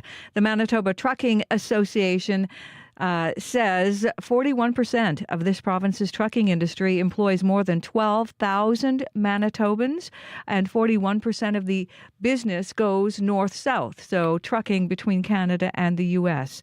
The president of the Trucking Association, Aaron Dolinick, doesn't think the 12,000 Manitobans in the industry are going to lose their jobs because of the tariffs, but does expect the industry as a whole is going to feel ripple effects as companies try to compete with potentially fewer customers. Manitoba's bioscience and pharmaceutical industry is also bracing for the impact of these tariffs and potential counter tariffs. In 2023, Manitoba exported $2.3 billion in medicines, including over-the-counter drugs, vitamins, and antibiotics. Now, since the Bioscience Association of Manitoba says they import some ingredients from the U.S., their industry, they expect, will be hit not once, but twice. We'll hear more in our next local news coming up at 7:30. All right. Thanks very much, Heather. You're welcome. Let's get to Abby Adeyemi, who's got details on how cold it's going to get today. Yeah, we're expecting flurries in most of the regions today, along with cloudy conditions. We'll see temperatures fall through the afternoon, highs ranging from -3 to -17 in Churchill, where it stays colder. But looking at the forecast for Winnipeg and surrounding areas, it is -3 right now. Cloudy and a good chance of flurries in the forecast today. It gets breezier by the midday period. Temperatures will drop to -5 this afternoon. For tonight, that cloudy conditions will stay with us, and then the winds will be easing up as we cross over midnight. Similar conditions we're looking at in most of the regions, but then it's going to be clearing. For today, Winnipeg, a cloudy day ahead. Temperatures dipping to -5. All right. Thanks, Abby. Thank you. Corey Funk is in with a look at our commute. Yeah, just one thing to keep an eye out for. Northbound La Jamodiere approaching Dougal. There's a stalled semi blocking the curb lane, so keep left to get around. That might be some delays, some backups there. If you have any other details on that, anything else you're seeing if you're walking, biking, driving, let me know. It might be a bit slippery out there. I'm curious what the roads are like where you are. Give me a call. That number, 204-788-3093.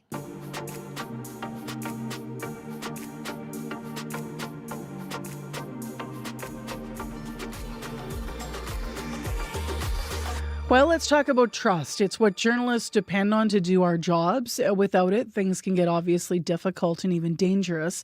And we're seeing that around the world. Now, Corey actually had a chance to speak with a journalist who was in Winnipeg from the Philippines, who obviously understands danger in a very different way than we would here in Canada, Corey. Yeah, her name's Pia Renata. She's a reporter and community lead at the Filipino media outlet Rappler. It's an English language outlet co-founded by a Nobel Peace Prize laureate, actually. Her name's Maria Ressa. We'll hear about her shortly. She covered populist President Rodrigo Duterte, and his government actually banned Pia from covering him, but that didn't stop her from actually writing stories about him.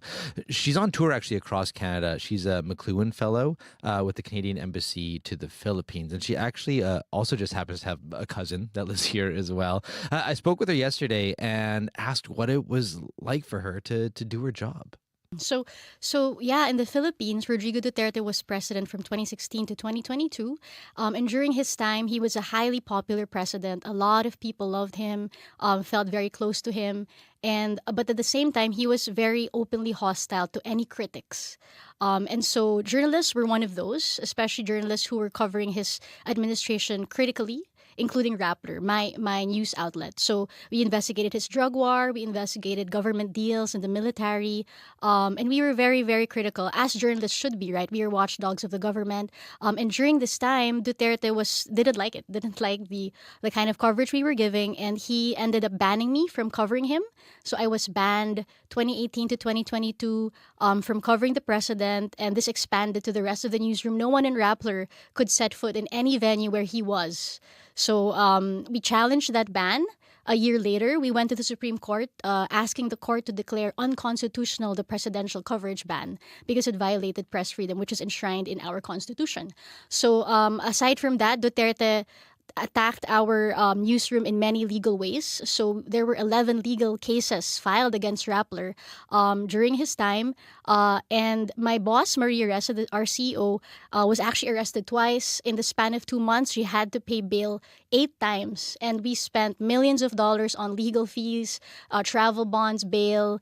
And up till now, she's actually been convicted of cyber libel. We're appealing this decision, but cyber libel is kind of like, it's libel, but online, and it carries a weightier penalty than traditional libel. So like the fine is bigger, the jail time is longer, and that's why Rappler is really trying to asking people to support the call to decriminalize libel, because it's really been used to harass journalists and wear them down. I myself have been the subject of 4 cyber libel cases. You know, they were filed all at the same time in 4 different courts in southern Philippines. I would have to have flown to all those courts to respond to all of those complaints. But thankfully, they were dismissed at the prosecutor level. But even then, right, like the kind of emotional toll that would take. And while that was happening, did you still, even though it was technically illegal to cover it, did you still cover him?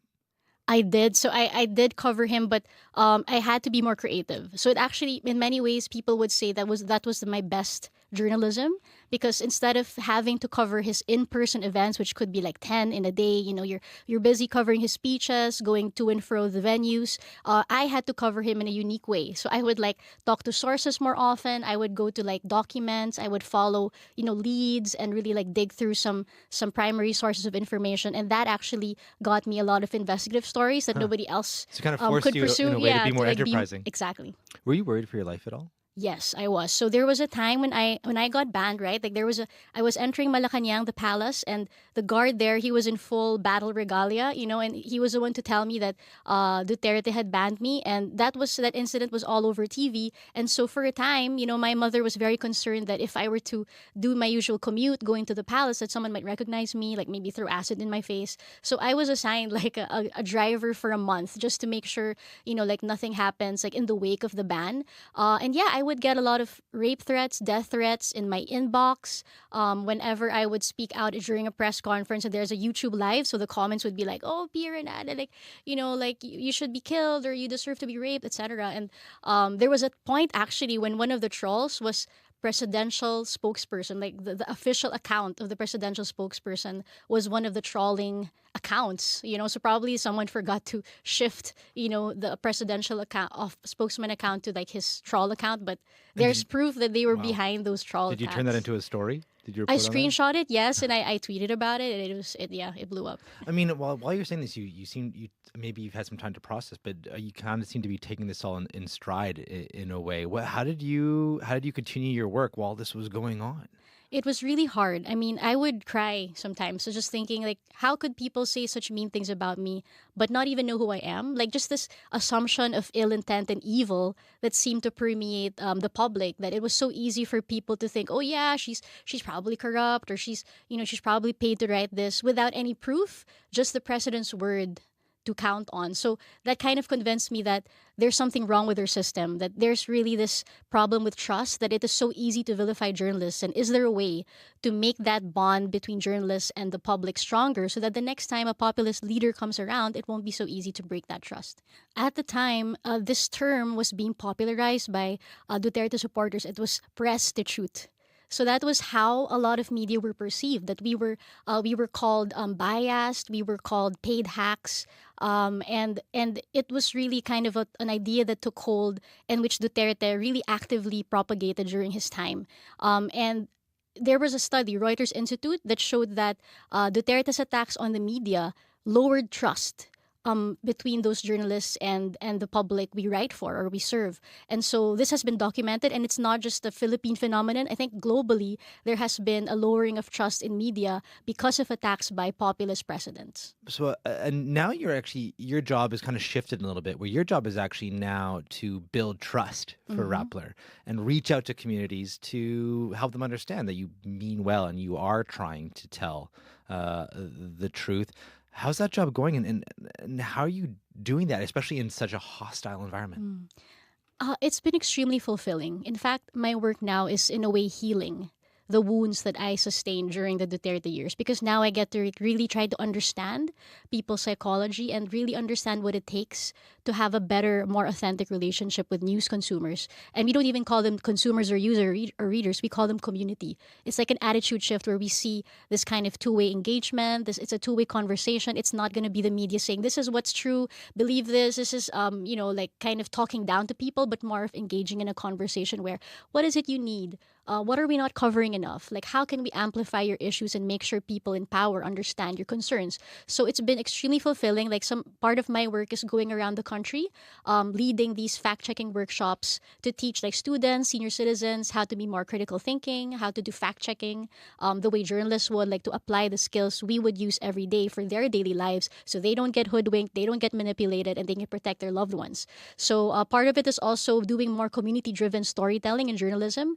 writing about marginalized sectors and how the status quo is not serving them, and really linking government officials with those groups that don't ever get represented in all of these meetings.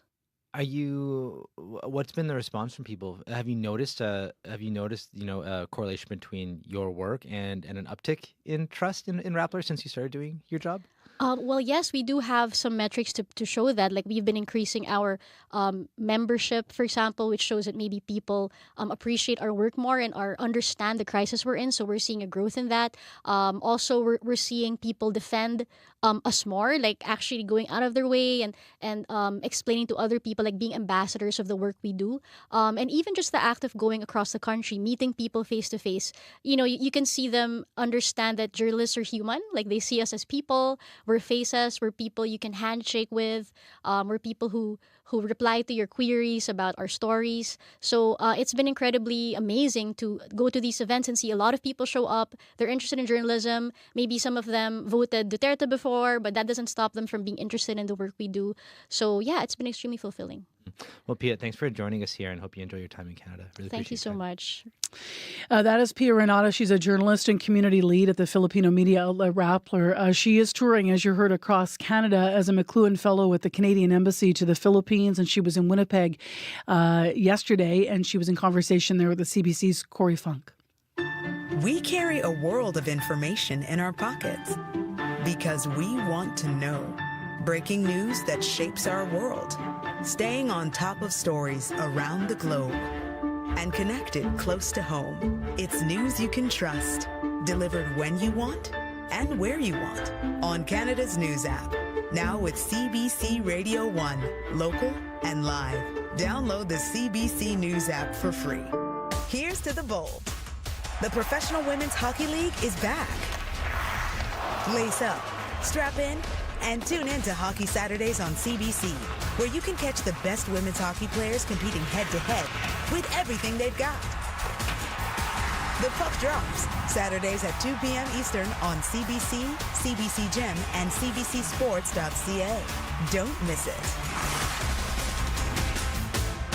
7:24 a.m., March the 4th, 2025. Tariffs are in effect. We asked in Manitoba how you're going to be impacted, and a lot of people thinking about our pork industry. We're going to talk to the head of that industry, or one of the industry leads, rather, in the next hour of the program, by the way. We also are going to touch base on what's happening with the steel company here in Manitoba. Al Weeb wrote into us, Manitoba is Canada's biggest exporter, close to $500 million a year. This is going to hurt. Packages go back and forth a number of times. It's funny he plays tariffs on when they need our oil. Agriculture tariffs are going to hurt both economies. It is time to cut, Al says, power off, as Ontario will do. So he's supporting what Doug Ford's talking about. And he writes, when will people in the U.S. respond to all their job losses and increased prices? So that is Al Weeb writing in. If you want to weigh in this morning, it is, of course, the top story, 204-788-3205. We'd love to have some listener lines on as we prepare to talk to more industry and businesses about the impact of all of this. It is in Winnipeg right now, -4. Your morning commute's a little crunchy and slick underfoot. 788-3093 if you want to update anything with Corey, rather, on the commuter line. Right now, let's turn our attention, though, to morning sports. Scott Reguera is in this morning. Good morning to you. Yeah, let's escape to the world of fun and games for a while. Yeah, seriously.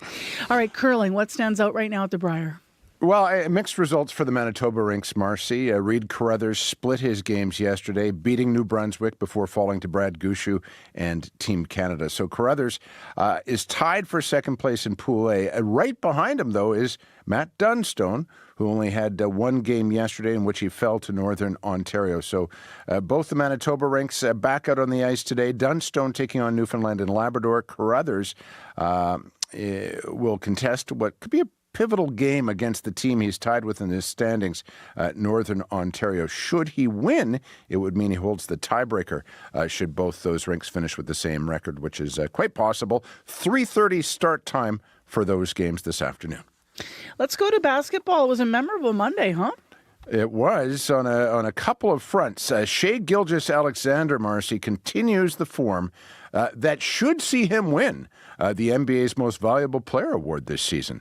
Gilgeous-Alexander had 51 points in Oklahoma City's latest victory last night. The Hamilton native now has more 50-point games than anyone else in the league, more 40-point efforts, more 30-point games, and yes, he's the guy who's had 20 or more in the most contests as well. And to think, just last week I was watching a game between the Bucks and the Nuggets where the broadcasters were discussing Nikola Jokic and Giannis Antetokounmpo as two of the lead candidates for MVP. Are you kidding me?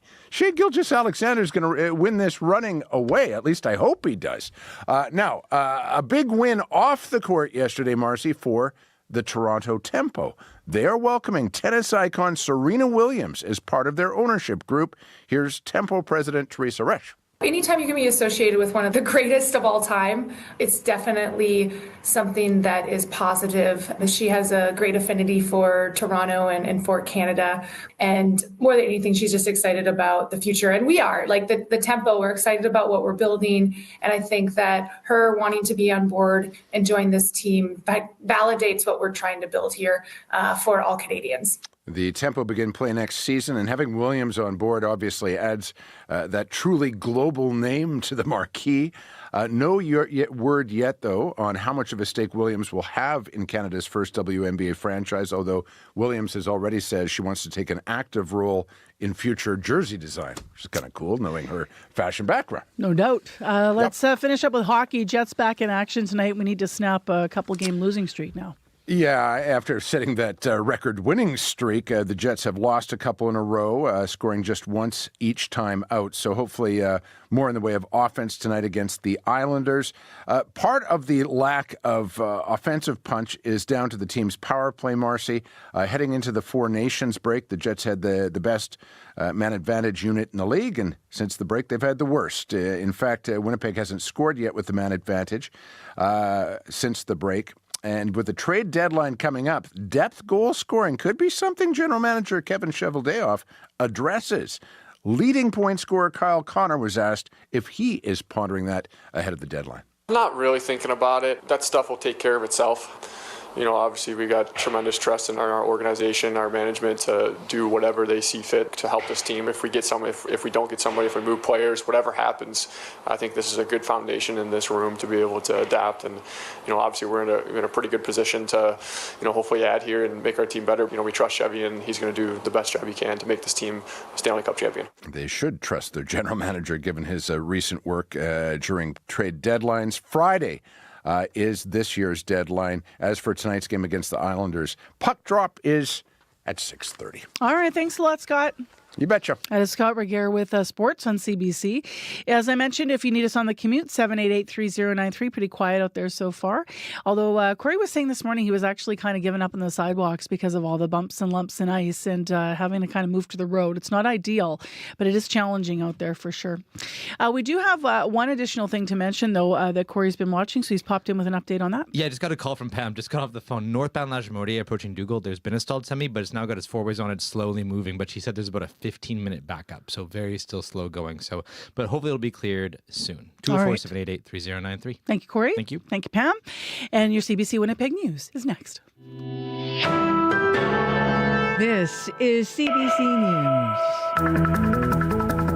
News. Good morning. I'm Heather Wells in Winnipeg. At 7:30, it is -3. Temperature is going to slide as that wind picks up today. The wind is going to increase north, 40 gusting to 60 around noon today, and our temperature will fall to -5. Good shot at flurries as well in Winnipeg today. Well, Prime Minister Justin Trudeau says Canada will retaliate against U.S. President Donald Trump's tariffs. Trump's tariffs, 25% on Canadian goods, went into effect early this morning. Trudeau says this country will impose counter tariffs, 25% against $30 billion worth of U.S. goods immediately. He's also talking to provinces and territories about non-tariff measures as well. Trudeau will announce Canada's response to Trump tariffs at 9:30 Central Time this morning, and you can hear that announcement right here on CBC Radio 1. Now, Manitoba's bioscience and pharmaceutical industry is one of this province's biggest exports to the U.S. and is bracing for the impact of both the tariffs and the counter tariffs. In 2023, Manitoba exported $2.3 billion in medicines, including over-the-counter drugs, vitamins, and antibiotics. Andrea Ladouceur at the Bioscience Association of Manitoba says the industry could be hit twice if Canada retaliates. A lot of ingredients from the United States as well. And so for these companies, they may be in a position where they are getting tariffed on the imports and the exports of their products. Ladouceur believes the biggest impact will be on consumers on both sides of the border who will end up paying more. News of the U.S. tariffs on most Canadian goods is disappointing to the president of the Manitoba Trucking Association. Aaron Dolinick says his industry has been anxious and concerned and busy moving goods ahead of today's tariffs. They have the potential to be very destructive to our industry. Our industry is based on high volume and low margin. A large portion of our industry operates north-south, moving goods to and from the United States. Short-term impacts are likely going to be very large, hurting a lot of companies. Dolinick says 41% of Manitoba's trucking industry does north-south business between Canada and the U.S., and he says the industry employs more than 12,000 Manitobans. Liz Kovach is president of Supply Build Canada, formerly the Western Retail Lumber Association. Kovach says the last few weeks have caused anxiety and uncertainty there as well. She says the tariffs and counter-tariffs are bad news for both Americans and Canadians, as both countries deal with a shortage of affordable housing. We need to continue building houses. We know that we supply 30% of the material we produce in Canada goes south of the border. We know that extra 25% that's going to be paid on top of what they're already paying is definitely going to hurt their economy. It's going to create inflation. And this is something that we definitely all did not want to see. Kovacs says the higher prices could cause delays or see some projects cancelled because they're no longer feasible. Her association is also calling on Ottawa to diversify global trading partners and remove the carbon tax and interprovincial trade barriers to keep things affordable. Now, Manitoba's northern port plans to ship double the amount of critical minerals it shipped last year. Arctic Gateway Group says it plans to ship 20,000 tons of zinc concentrate through the Port of Churchill in partnership with Hudbay Minerals. Last year, rail cars transported 10,000 tons of zinc to the port, where it was shipped in August. As Donald Trump's tariffs kick in, the port is seeing renewed public interest. But Arctic Gateway CEO Chris Avery says their plans had been in the works before Trump returned to the White House. This is something we were talking about before President Trump was elected, but certainly now with the talks of tariffs and the talks of Canada being the 51st state, a lot of what we're doing is amplified even more. Avery says last year's zinc shipment marked the first export of a critical mineral from the Port of Churchill in more than 2 decades. You can hear the latest on the Trump tariffs and Canada's reaction coming up on World Report at 8. Manitoba's government is being told payday loan customers need more time to pay off their debt. It's a recommendation from the Public Utilities Board after it reviewed the payday loan industry. Right now, borrowers have to repay their loan in 14 days, but the board suggests that be increased to between 42 and 62 days. Chris Clausen is the lawyer who represented the Consumers Group during this review. It's the difference between having to have all that money at once or being able to budget over a period of 4 to 6 weeks in order to pay that loan back. The province did not immediately respond to a request for comment late yesterday. And finally, some sad news from the world of country music. Dolly Parton's devoted husband of nearly 60 years died yesterday.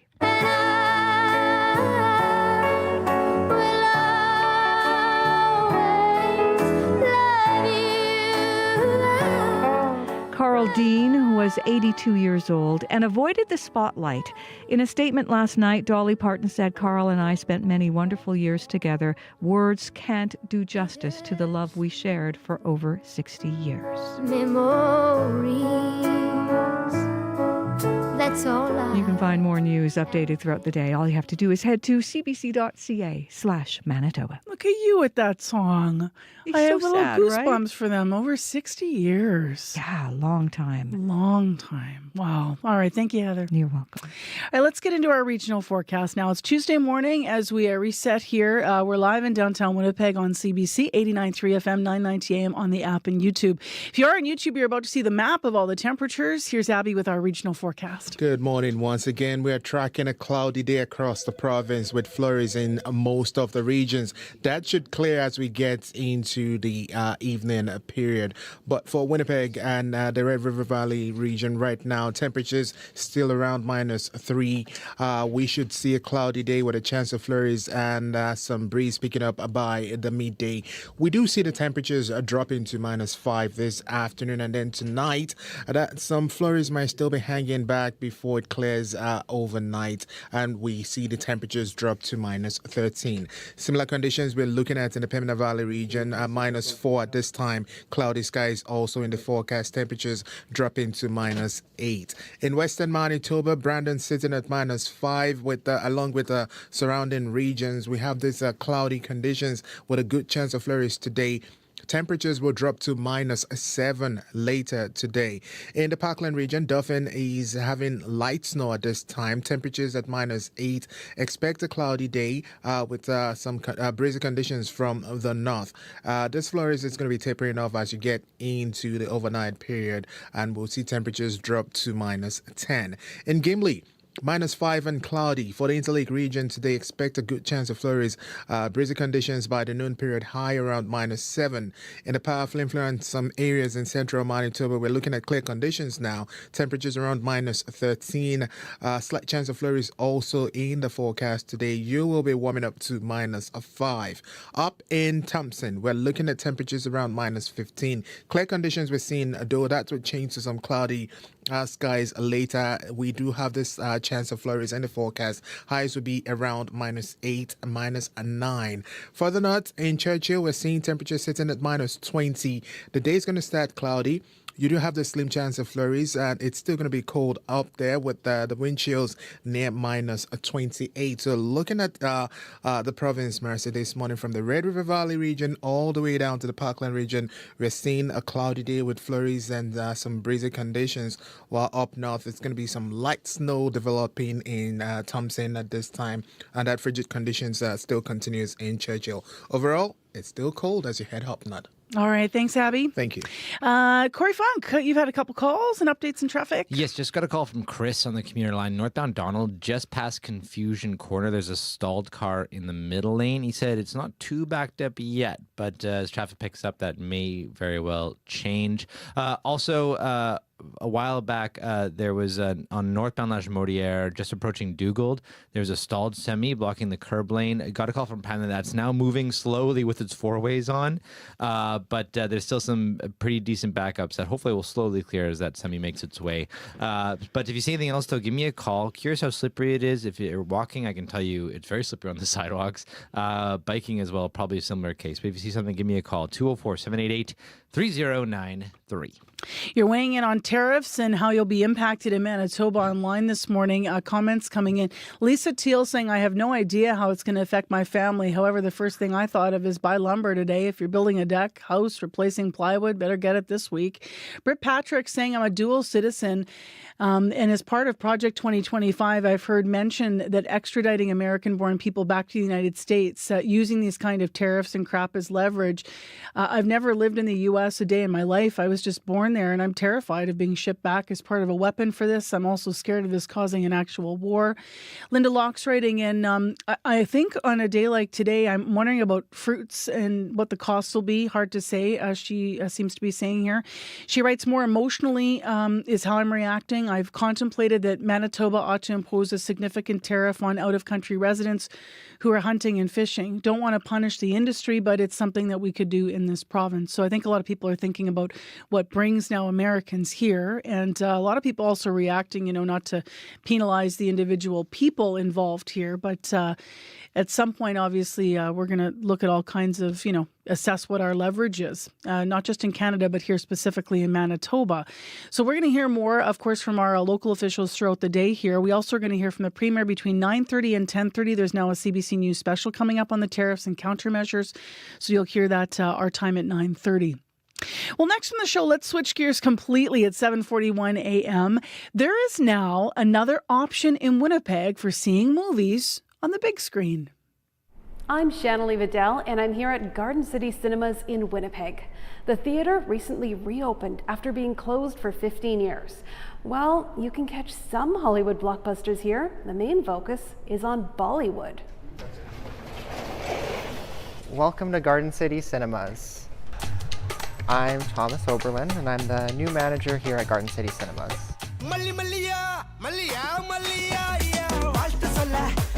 York Cinemas shows a lot of Bollywood movies in Toronto, and they saw this community as like multicultural, growing community that could use some of this media, some of these movies, and something that they want to see. Our goal is to show half new release English movies, and then half South Indian, Filipino movies, Bollywood movies. This is theater number 1. Everything in here is brand new. We have new seats in both theaters, new screens, all new Dolby sound system. We kept the same kind of footprint, so it has the old style, like slanted ramp style cinema.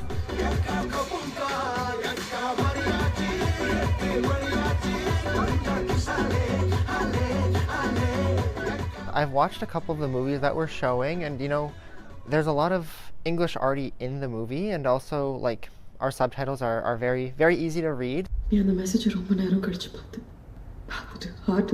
think it's a really accessible way for people to, be exposed to something that they wouldn't see normally. So this week we showed, 2 South Indian movies. They're both action movies. We had a movie about kind of boxing, and we had a movie about this man and his wife gets taken from him. Yeah, and they're really like action-packed. I will shoot! I am not here to fight. Officer down! Officer down! So far we've had kind of a mixed reaction to the South Indian movies, especially because there's another theater just around the corner that shows similar options. But I think the community is slowly warming up to the idea of watching some of these movies. We're also getting a lot of requests from the community for Hindi movies and Punjabi movies and those Filipino movies. Garden City Cinemas opened on February 21st. For its first week, there was a special deal to get people in the door. It also evoked some nostalgia. It went really well. It brought a lot of traffic through the door, a lot of people interested, even just to come look and see what the space looks like versus how it did when it closed. I remember coming to the mall with my family and lining up outside, waiting to come in. I remember seeing all of the prequel Star Wars movies. My family's huge into Star Wars. By the way, there is another movie theater that also focuses on mostly South Asian language films. Cinema City Northgate is owned by Cineplex, and it's also located within the Garden City neighborhood. Shanley Vidal, CBC News, Winnipeg. So this week, in case you're curious, the theater is showing 2 films in Tammy, both romantic comedies, along with Captain America, Brave New World. The Music Class Challenge, presented by Music Counts, is back. And for the first time, there's a spring edition. Music educators across the country pick a song from our list, create a cover version, and upload a video of your class performing the cover. Amazing prizes are up for grabs, including $30,000 worth of new musical instruments. Check out all the details and register now at cbc.ca/musicclass. Well, speaking of music, we've got a tune next that's got a bit of a 60s vibe to it. Giuliana Riolino's latest song might have you feeling a little nostalgic for that era. See what you think. This tune's called Against the Grain.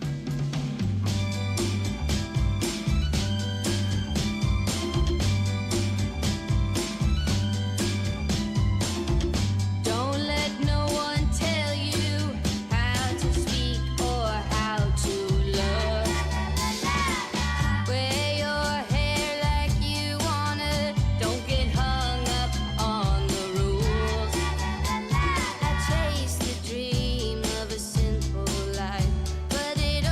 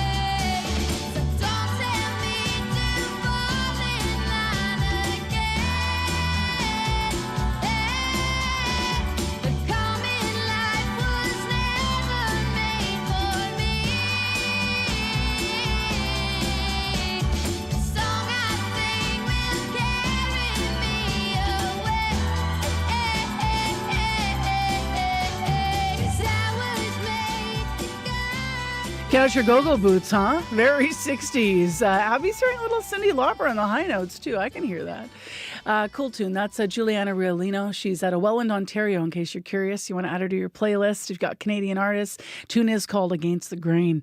It's cloudy. It's -4. I'm Marcy Marcusa. This is CBC on 89.3 FM, 990 AM on the app and YouTube. Well, we're all tariffs all the time this morning. From here on out in the program, we're going to hear from the pork producers, obviously deeply going to be affected by these tariffs today. So that interview is coming up after 8 o'clock on the show. Next, though, let's talk about the next phase, because today, March 4th, is 25%. However, next week, a week from tomorrow, March 12th, we're looking at the tariffs that are being threatened for the steel industry. So let's talk about that. U.S. President Donald Trump has long threatened this trade war with Canadian goods. It's now a reality. They're going ahead with the tariffs across the board. They came into effect at midnight, so 25%, and then 10% on Canadian energy. So the separate now, 25% on all imported steel and aluminum, as I alluded to, would go into effect next week, March 12th. Manitoba businesses have been bracing, of course, for these changes. Some are already feeling the impact, and some have already shifted because of Trump's tariffs in the past. Justin Kopp is joining us now via Zoom live today. He's co-owner of Brunswick Steel in Springfield, Manitoba. Hello to you. Good morning, Marcy. Thanks for having me. Thanks for being with us. Crazy times. So obviously this morning, Certainly. The reality of tariffs part 1. Does that make you think differently about March 12th? Oh, it just seems like it's one thing after another these days. I don't know if it really changes our mindset looking forward to March 12th. This has already been something that we've been planning for a number of months. You never really know with the Trump administration if any of this will really happen until it happens. So you sort of plan for the worst and hope for the best. And here we are. With the across the board tariffs announced for today, and the steel and aluminum coming. So yeah, I mean we've shifted supply chains. We've tried to bulk up on inventories as best as we can to avoid any disruption. But you kind of just got to roll with the punches. So what is, just for people that don't know your business, Justin, can you talk a little bit more about what kind of projects your company typically works on? And then we can kind of understand better when you say bulk up supply chains and shifted markets, what that means. Sure. Great question. We're a steel distributor, so we buy in big volumes from steel producing mills. And those mills are located all over the world, really, but a lot in the US and Canada.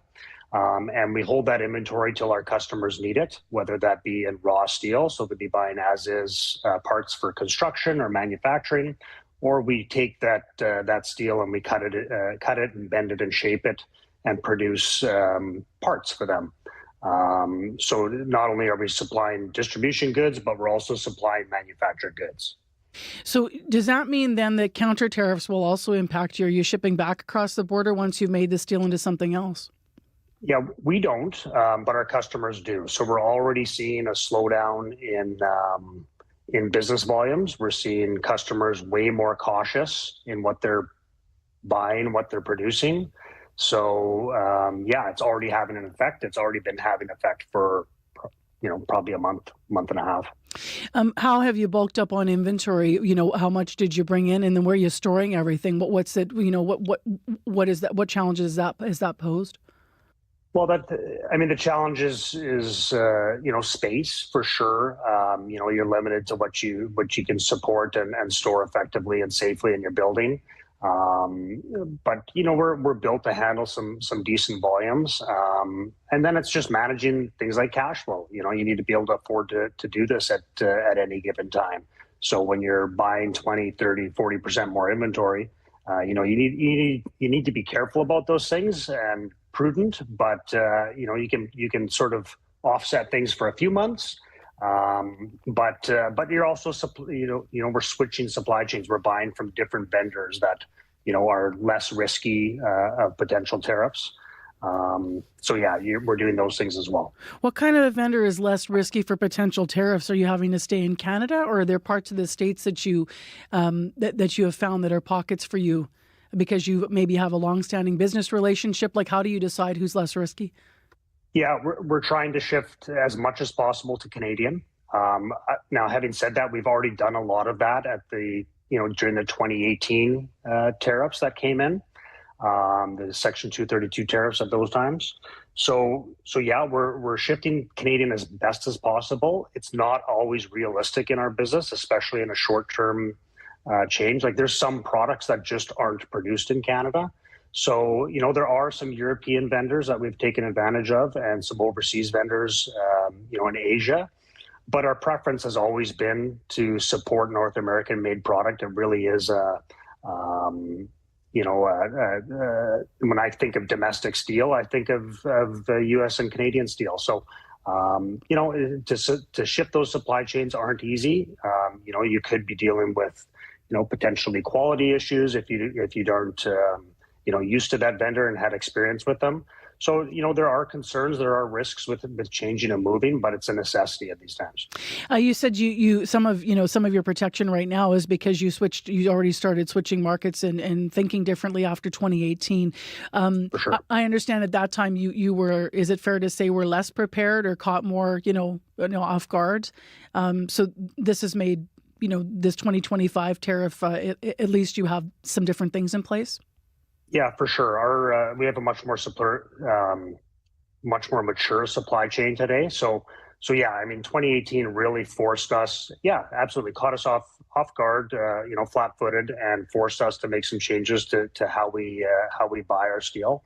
So yeah, some of those changes were already in effect, and then some of those changes were a little easier to switch gears and move back to certain vendors.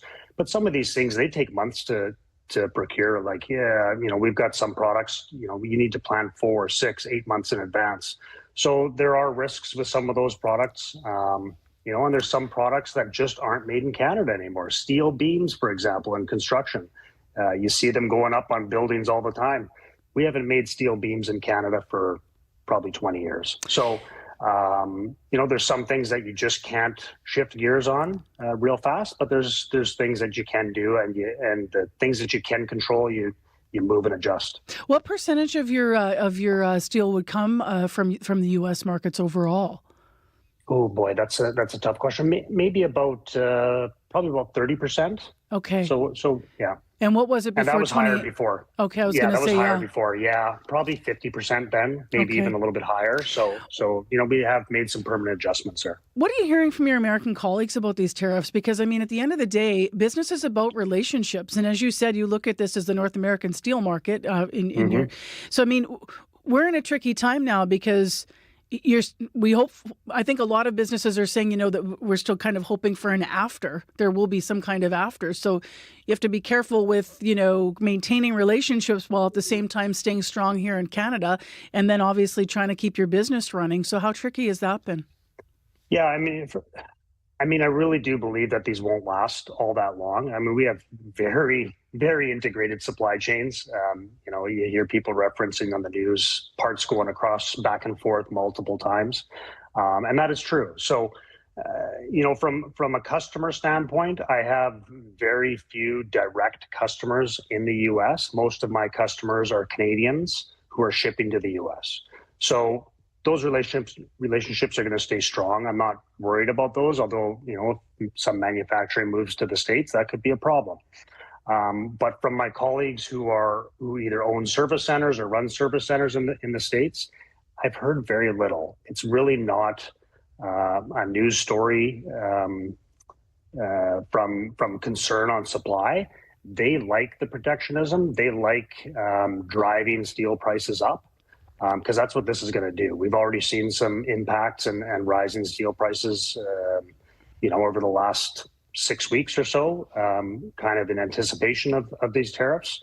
And most steel companies, they want those prices to be up. Thank you very much for your perspective, Justin Kopp. Obviously, we'll probably talk to you on the 12th. Thanks, Marcy. Take care. You too. Come what may, that is the deadline for the steel tariffs. Of course, today we're talking about the tariffs across the board going into effect here on March 4th. That's Manitoba business owner Justin Kopp, who's a co-owner of Brunswick Steel in Springfield, Manitoba, joining us via Zoom Live today on CBC.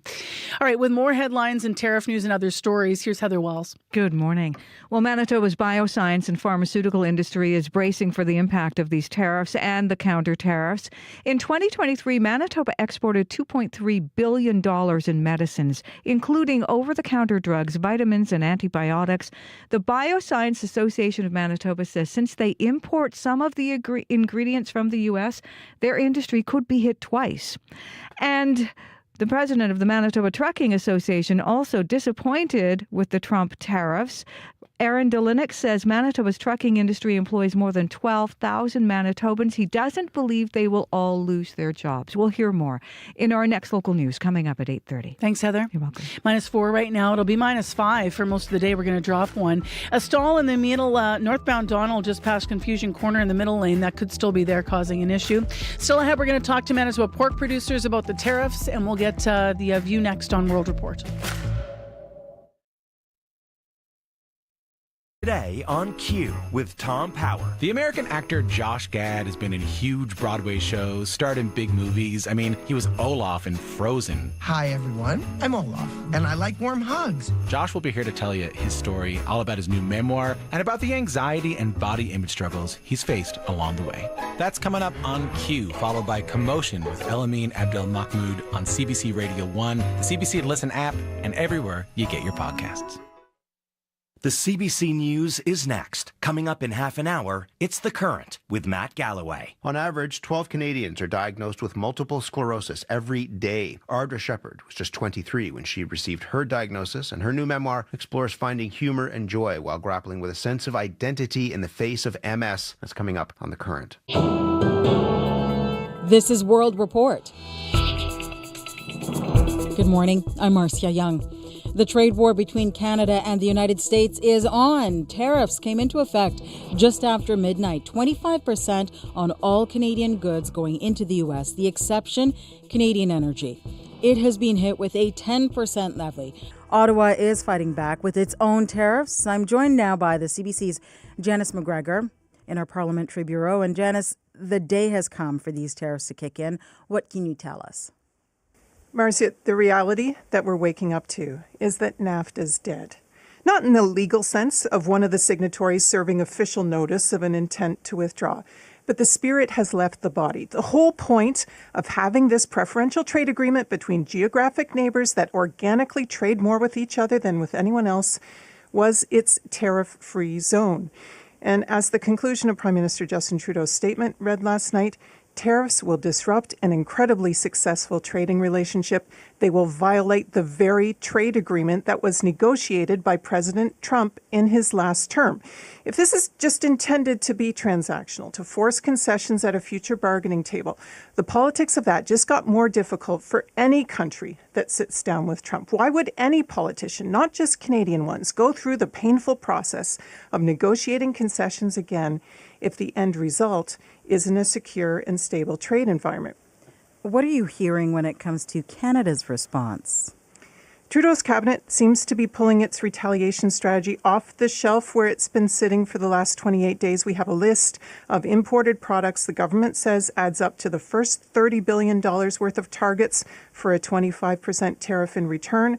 But it's not going to stop there. Ontario's Doug Ford, as chair, has already been talking to other premiers, and he's hot to respond. If they want to try to annihilate Ontario, I will do everything, including cut off their energy, with a smile on my face. Quebec Premier François Legault told Radio-Canada that the way to hurt Trump the most is cutting off things like lumber, aluminum, or energy shipments.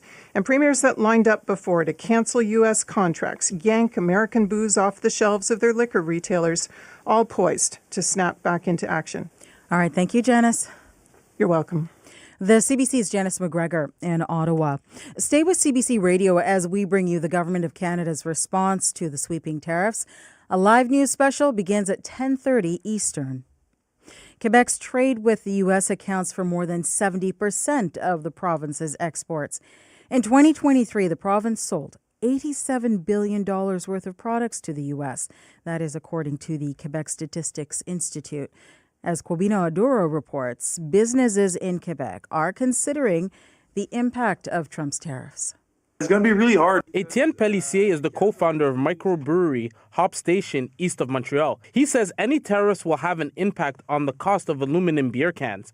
Other breweries have estimated cans cost between 10 and 40 cents each. Price goes up, and for the same product, it's going to be hard to justify an increase in production. It's uncertain, even though for an employee that's working in the brewery. That uncertainty is being felt in large industries too. We don't really know what's going to happen. Stephanie Lavesseur is the vice president of the Union of Agricultural Producers. She says Quebec farmers export 72% or $9 billion worth of goods each year to the U.S. And Trump's messaging is impossible for the industry to prepare for. He posted on social media yesterday that tariffs on external agricultural products take effect April 2nd. Even if something is said, it's not sure it's going to hold, or if something is not said, it's not sure what's going to happen either. So it's been a bit complicated to follow. The think tank at the Institut de Quebec studied how the tariffs would affect the province's economy. It found that 95,000 jobs in the manufacturing industry could be at risk. Emna Braham spearheaded the study. It's workers that will be very difficult to find when the economy bounces back. And so we want to make sure to, as much as possible, to keep them in those strategic sectors because we will need them later on. Quebec politicians and businesses are urging people to shop locally to help minimize the impact the tariffs may have. Kwabino Aduro, CBC News, Montreal. As for China, the U.S. has hit that country with a new 20% tariff that is on top of levies already imposed by Washington. But as Laura Westbrook reports, Beijing is fighting back. Moments after President Trump's tariffs kicked in, the response from Beijing was swift, with 15% tariffs on imports of American chicken, wheat, corn and cotton, and 10% levies on soybean, beef and fruits, starting from March 10th. Beijing also blocked 10 U.S. companies from doing business in China, mostly defense-related companies, and added 15 firms to an export control list, including drone maker Skydio. China's foreign ministry spokesman Lin Jiang says Beijing is willing to talk, but it won't be bullied. If the United States has ulterior motives and persists in waging a trade war or any other kind of war, the Chinese side will fight them to the bitter end. China is a major importer of American farm products. Economist Gary Ung says Beijing is sticking with its playbook of targeted tariffs. The move reflects China's strategy in using its economic power in creating an impact on the U.S. corporate revenue and the export of a certain state in the U.S., which could be the very heavily Trump-supported basis. The tariffs coincide with the start of China's rubber stamp parliament meeting Wednesday, with China's slowing economy topping the agenda. Laura Westbrook for CBC News, Hong Kong. European Commission President Ursula von der Leyen is unveiling a huge surge in defense spending. She is outlining an investment of $1.2 trillion Canadian. As Crystal Gomansing reports, it comes after the U.S. decision to freeze military aid to Ukraine. We are in an era of rearmament. Ursula von der Leyen, the EU Commission president, says it's the most dangerous of times. For the protection of the continent, investments are required. I do not need to describe the grave nature of the threats that we face. A pool of nearly 800 billion euros is being made available to enable bloc nations to make the needed investments. Von der Leyen first announced the idea to support increases in defense spending at the Munich Security Conference. European security and access to high-tech, powerful weapons is at a critical juncture.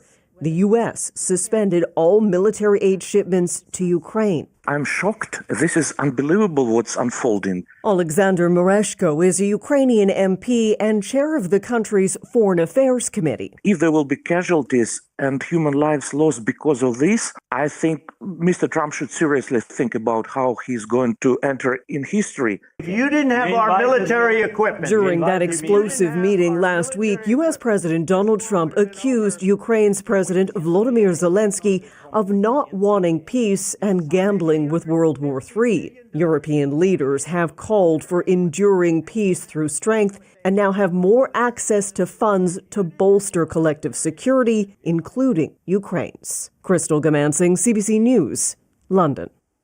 The number of measles cases being reported in North America is going up.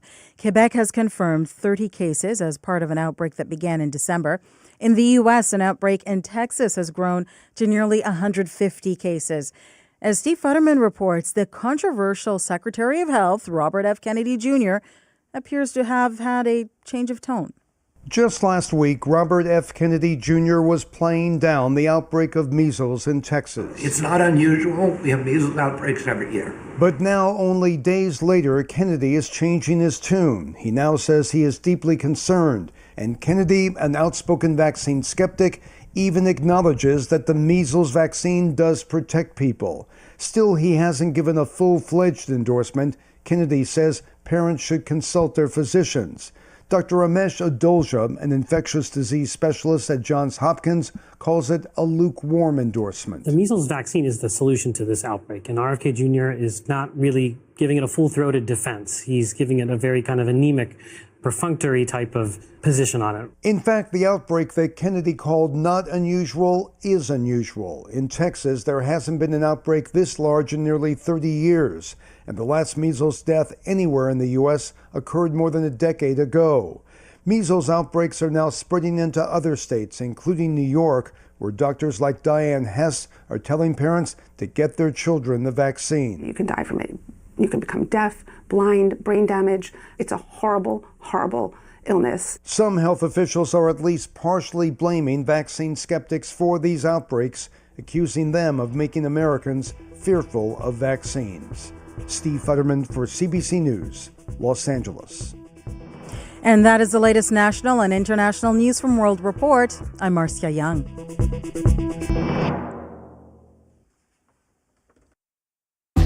So how are these tariffs going to affect us here where we live in Manitoba? You're writing in about your fears. You're writing in about your risks.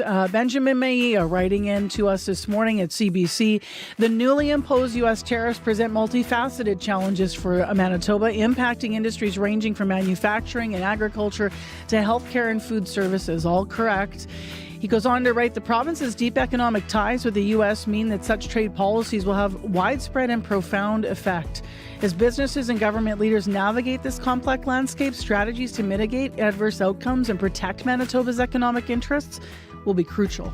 So what will those strategies be? Well, we're going to hear from the feds today at 9:30. The Prime Minister of Canada is going to be out talking. That's our time, 9:30. CBC will carry a special on that. We'll also, through the day, hear from our leaders here in Manitoba. This half hour, the pork producers are going to be on. They have said this could have, quote, very significant impact, end quote. So stay tuned as we walk you through that. Also this half hour to another story that we've been following. You may have been hearing the reports about Canadians, including Winnipeggers, getting sick while on vacation in Mexico. We're going to talk to a local doctor about how you can protect yourself if you are planning on traveling south. Right now, let's go to Heather to return to the tariff news and reaction. Good morning. Good.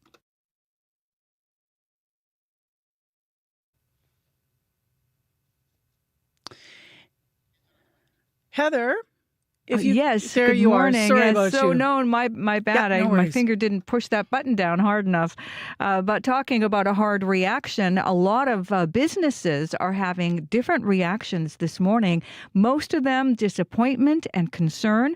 We're going to hear from Manitoba's bioscience and pharmaceutical industry, which is one of Manitoba's biggest exporters to the U.S., bracing for the impact both of the tariffs and of the counter tariffs, since Bioscience Association of Manitoba imports many ingredients for its products from the U.S. And the president of Supply Build Canada says her association's 1,300 members across Western Canada make everything from drywall roofing products to windows. Liz Kovacs says the tariffs are bad news for both countries because both countries are struggling with a shortage of affordable housing.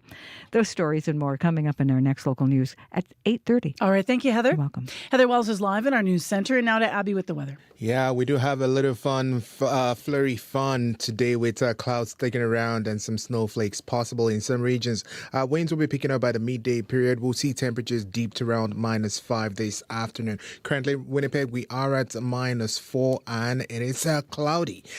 We just dropped to that -5 later today. All right, thanks, Abby. Thank you. Corey Funk, what's up in the commute? Might still be an issue. Got this call about 40 minutes or so ago. Northbound Donald just past Confusion Corner in the middle lane. Heard from Chris that there's a stalled car that may cause some issues. Would love to know if that's gone or not. That's really the only major issue I've heard out there on the road. If you see anything else going on, if you're walking, biking, driving, let me know. I'm curious how slippery it is. I know those sidewalks certainly are. Number to call, 204-788-3093.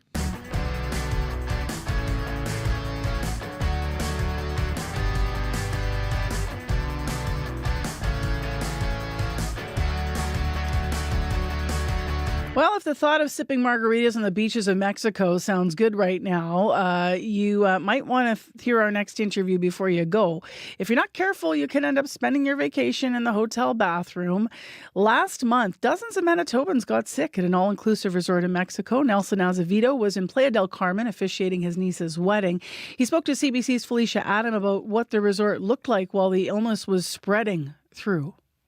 You're walking on the hallways and where the suites were and stuff, all you can hear is, not in every single one, but people puking. The one right beside me, they were puking online too. There was carpets of puke on the sidewalks and stuff from people throwing up. I saw young ladies sitting at the curb, they couldn't make it to the bathroom, just puking in bags and stuff. It was just a mess. And we told the manager, okay, if you're saying that I'm lying, take a walk. Actually, it was my nephew that was talking to this one particular manager. And he said, if you think I'm lying to you, let's take a walk. Let's take a walk and see what's happening out here. Oh, no, this is a very sanitary place. We pass all inspections, blah, blah, blah. And they didn't want to even get engaged in anything. That's Nelson Azevedo speaking with CBC's Felicia Adam last month. Now, a representative for Sandos Hotel and Resort said at the time the illness could have been spread from Canadians with the flu or norovirus. Dr. Pierre Plourde is our guest this morning. He's via Zoom. He's the medical lead, travel health and tropical medicine services with the Winnipeg Regional Health Authority. Good morning. Good morning. So we don't actually know, Dr. Plourde, what caused this illness, but I think a lot of people have had the experience of being sick before, or maybe if they haven't, they're wondering what they could do. Why don't we start with what the difference is between norovirus, for example, and food poisoning? How would you know? It's first of all, the description that I just heard from that traveler is the classical, perfect description of a norovirus outbreak. With a very rapid and sudden onset, mostly vomiting and very little diarrhea. It's mostly, as he said, people puking all over the place. It comes on suddenly. Its incubation period is 1 or 2 days at the most, and its duration is 1 or 2 days at the most. People recover just as quickly as they became sick. Food poisoning is a much broader term. Food poisoning would imply, again, contamination through food and maybe water, and could be a whole host of pathogens like viruses like norovirus or even bacteria. So food poisoning is a more general term. And norovirus doesn't have to be transmitted through food and water either. Most people who probably were sick at that resort probably caught the norovirus from another person with norovirus. And it's highly, highly transmissible person to person. Now, you said it's mostly vomiting norovirus. If you have food poisoning, you're probably going to be experiencing, sorry, everyone having breakfast this morning, but both ends, right? Yeah, exactly. How common are outbreaks on vacation in resorts of late? Like, how often do you hear about cases like this one? Well, this year more than usual. Norovirus, there's I could call it a pandemic strain. There's a new strain of norovirus that's circulating. It's been reported throughout the UK and Europe, throughout the United States, probably worldwide. On cruise ships, for example. So this particular winter, there seems to have been a particularly aggressive, highly contagious norovirus, and this happens every few years, and this particular strain nobody will have immunity to, and it's going to hit you fast, it's going to hit you hard. So there probably are more reports, and some officially reported and some not, but likely many more cases this year associated with any travel, including resort travel. What would you suggest people do before they leave in preparation so they can best protect themselves? It's a challenge because you can't immunize yourself against norovirus and against almost all pathogens that lead to food poisoning. So you have to kind of use your best common sense. You know, there's a rule that says if you can't peel it, cook it, or boil it, then leave it. Now, in my experience, that rule is easy to remember, but sometimes impossible to do. But you gave the example of, you know, sipping your margaritas. That's probably one of the highest risk drinks, for example, in terms of waterborne or liquid-borne transmission of norovirus because of the crushed ice. You don't know how that ice was prepared. And if that drink was made with water sourced from tap water that wasn't boiled, then you have a high risk of having drinking a contaminated drink. So your safest drinks, for example, would be either boiled or bottled. Bottled beverages, canned or bottled, would be your safest drinks to consume. And people don't even think about, you know, brushing your teeth with tap water is another way to get infected. So you have to take those extra precautions because you have to assume that tap water, for example, is contaminated, and tap water is often used to make the drinks or to serve the water and ice that you consume in restaurants. How do you check to see if the destination you're traveling to has consumable tap water? Most will say they filter their water. Problem with filters is they don't filter out viruses like norovirus, and they have to be maintained, and with time they probably don't even filter out the bacteria. So I don't trust the water at all at any of these destinations, especially in low and middle income countries. I stick to bottled water, and I ask them to bring the bottle, you know, sealed, so that I open the seal myself. I know it's not bottled water that's been filled with tap water. If it's you know, norovirus is a virus, but if there are obviously other ways to protect your immune system as best you can before you travel. I understand though, just overall, right? Like there are people talk about different, I think, calcium things, maybe pills that coat your stomach. Can you speak to some of those things? There's really no data on those in terms of them. You know, you want to basically be as healthy as you can be and maintain a good, normal, healthy diet, but there are no sort of extra products. Having said that, though, people who are more susceptible, who are immune compromised in any way, or people who don't have proper acid production or who are on acid blockers, so don't have stomach acid that can kill these bacteria and viruses, need to take extra precautions because there's not much else you can do other than food and water precautions in order to prevent these illnesses. There's one virus you can prevent, by the way, with a vaccine, and that's hepatitis A. We recommend hepatitis A vaccine for all travelers, but there are no other bacteria or viruses that really have any effective vaccines. So you really have to rely on your food and water precautions. And I guess maybe returning to some of the basics that we got used to during the pandemic, right? Like the masks, the hand washing, the sanitizer. Do you think that this, you know, people getting complacent again could be maybe a contributing factor to the rise in viruses now? Thanks for the reminder. Hand hygiene is probably even more effective than food and water precautions. There are some studies showing that people who practice regular hand hygiene after going to the bathroom or frequent use of hand sanitizers have by far the lowest rates of traveler's diarrhea. So yes, traveler's diarrhea can be acquired through food and water, but probably also touching contaminated surfaces, contaminating your hands, and you know, touching your face with your hands. So use of hand hygiene products or frequent hand washing, probably highly effective in reducing not just respiratory illnesses, but traveler's diarrhea and other gastrointestinal illnesses as well. All right, Dr. Pleur, thank you very much. Nice to have you with us. You're welcome. That is on CBC Live, Dr. Pierre Pleur, the medical lead, travel health and tropical medicine services at the Winnipeg Regional Health Authority. The United States has been ripped off. The stories that matter. Canada will be responding as they happen. We must put Canada first. At home and around the world. We don't need the products that they have. And what they mean to you. For news you can trust. We're coming to you live. Stay with CBC News. 8:22, let's keep talking tariffs here. This morning, everything became official. U.S. President Donald Trump making good on his threat. So we are facing 25% tariffs on Canadian exports, 10% on Canadian energy, potentially a further 25% next week on aluminum and steel.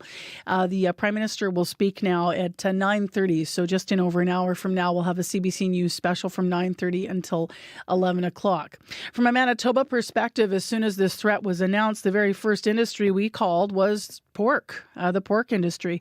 This province exported $439 million worth of pork and live pigs to the U.S. in 2023. It does make the U.S. Manitoba pork's largest export market. And Cam Dahl is spokesperson for Manitoba pork producers on with us now live on CBC. Good morning. Good morning. What's one word for how you're feeling today? Concerned is probably the top of the list. This is a difficult day. What was the talk right up to sort of the wire of, whatever it would have been, I guess, midnight last night, or I guess midnight this morning, technically.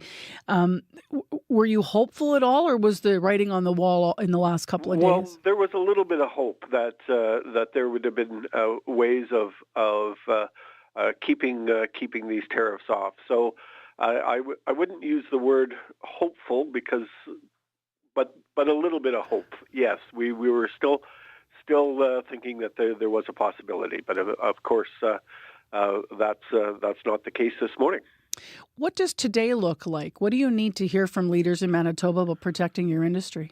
Well, I think that we need to hear about what is going to happen to support workers. This is going to impact jobs. There are 22,000 people that depend on the pork industry in Manitoba, and they're skilled workers. We need them to stay in Manitoba and to stay in the industry. So how are we going to ensure that people can stay in their jobs? Because this is going to have an impact on employment in Manitoba. So I think that's the first thing that I'm looking for, and then I'm looking for how are we going to support Canadian product? How are we going to support demand here in Canada and here in Manitoba? And that's going to be key too for keeping the industry going is ramping up our consumption here in Canada, because of course Canada is the biggest market for the U.S. as well. Where are the jobs you're most concerned about? What part of the province? Are we talking big processing plants, or what are you thinking about today? The answer is yes. It's all across the board. It's the jobs on the farms, or through trucking, through our processors in places like Brandon, Neepawa, Winnipeg here, the bacon plant, as well as places like Winkler. So it's throughout the whole province, and in every part of the value chain. There's going to be pressure on jobs. It was. We were talking to the steel industry this morning. Of course, they're a week out from seeing what will happen with those threatened tariffs. But, one of the things that we were talking about is how quickly the impact of these tariffs, because they're so steep, could be felt.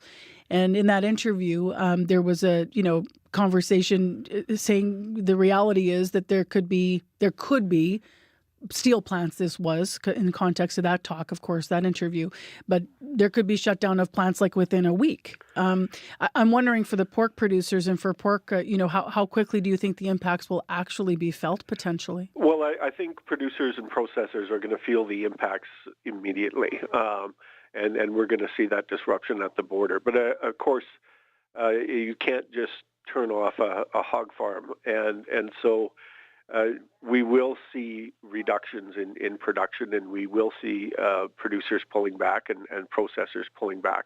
But that pullback will likely take a little bit of time. So what do you do, Cam, to, in Canada? Like we hear interprovincial, regulations. Might be something that we hear the feds talk about at 9:30 this morning, and they're already talking about trying to improve those relationships. Does that help Manitoba pork producers? Well, it's again, the U.S. is 40% of our market. You mentioned, over $400 million worth of pork, and there's also over 3 million live pigs that go into the U.S. every year. So we're not going to replace that size of that market with domestic consumption. But I would like to see a focus on encouraging Canadians to look for a Canadian product in their grocery store, and if there needs to be tariffs put in place on U.S. pork products to help encourage that demand. Unfortunately, that's going to mean increases in prices, but I think we're going to see that anyways. What do your meetings look like today? Where are you going to spend your day? Well, the day is full. That's for sure. The first priority is going to be talking to producers, and of course both our federal and provincial governments as well. I guess just last, what are the conversations like with your U.S. counterparts then? All around, everybody has so much uncertainty. I'm just curious because you're always in this delicate balance too of having to keep that, as I said to the steel producer this morning, you're trying to keep, or steel distributor rather, but you're trying to keep that relationship going at a time when really it's out of your hands. It is out of our hands, but we have a really strong relationship with our U.S. customers, and there's a good understanding on both sides of the border that the integrated market is good for producers in both countries, and it's good for consumers in both countries, and that understanding is there. So hopefully we'll see that communicated up to the administration. But the relationship with our American counterparts is good, and as I said, they understand that this is bad for them as well. Thank you for your time. Thank you. That's Cam Dahl, who's a spokesperson for Manitoba pork producers. Well, let's switch gears here. Marjorie Dalhouse has popped in to tell us what's coming up on Radio Noon in the call-in portion of today's program between 12:30 and 1. Hi, Marge. Hi there, Marcy. We're going to continue to talk about tariffs. Dr. Fletcher Berger, associate professor in the Department of Economics from the University of Manitoba, will be here to answer any questions.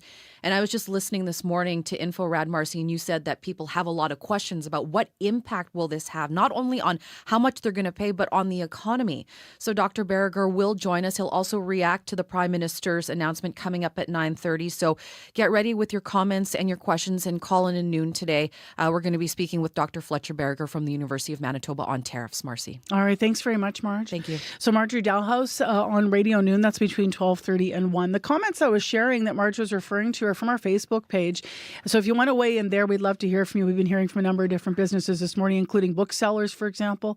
Right now in Winnipeg, as we get to news time, just a quick reminder on the commute if you need us, 788-3093 in case anything major is developing late in our drive. Right now, your CBC Winnipeg News. This is CBC News. Good morning. I'm Heather Wells in Winnipeg. At 8:30, it's -4. Temperature is going to fall 1 more degree down to -5 by this afternoon. That wind is going to pick up. North 40 gusting to 60 near noon today. Also, a good chance of flurries for your Tuesday in Winnipeg. Well, with the Trump administration firing the first shot, a Canada-U.S. trade war is now on.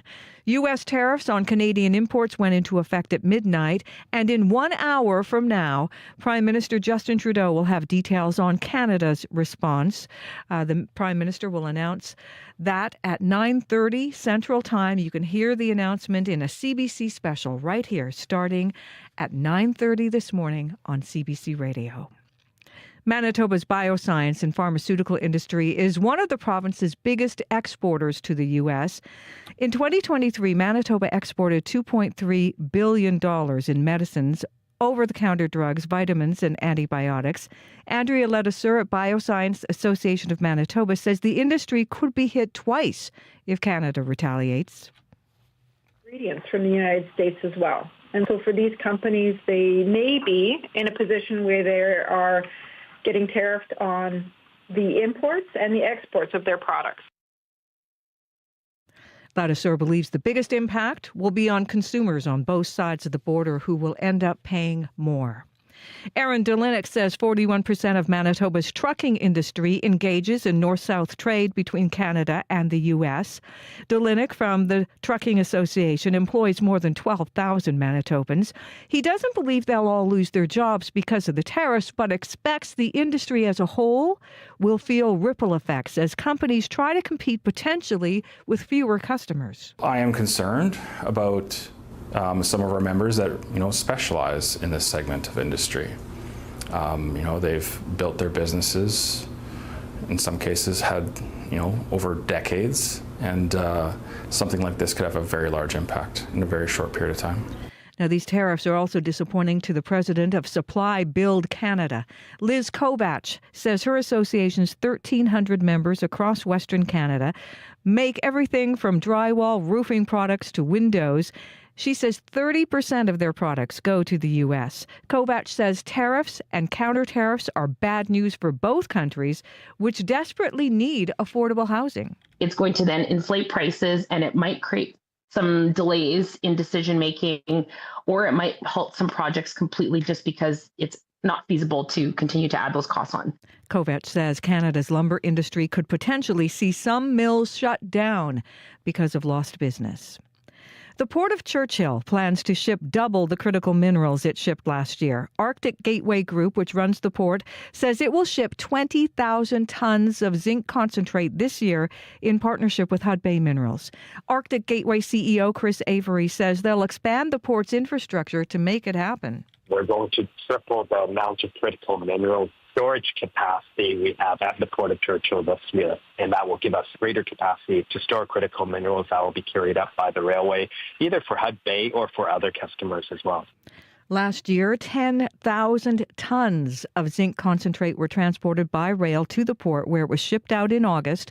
Arctic Gateway Group says it was the first export shipment of a critical mineral from the Port of Churchill in more than 2 decades. A regulator says Manitobans need more time to repay payday loans.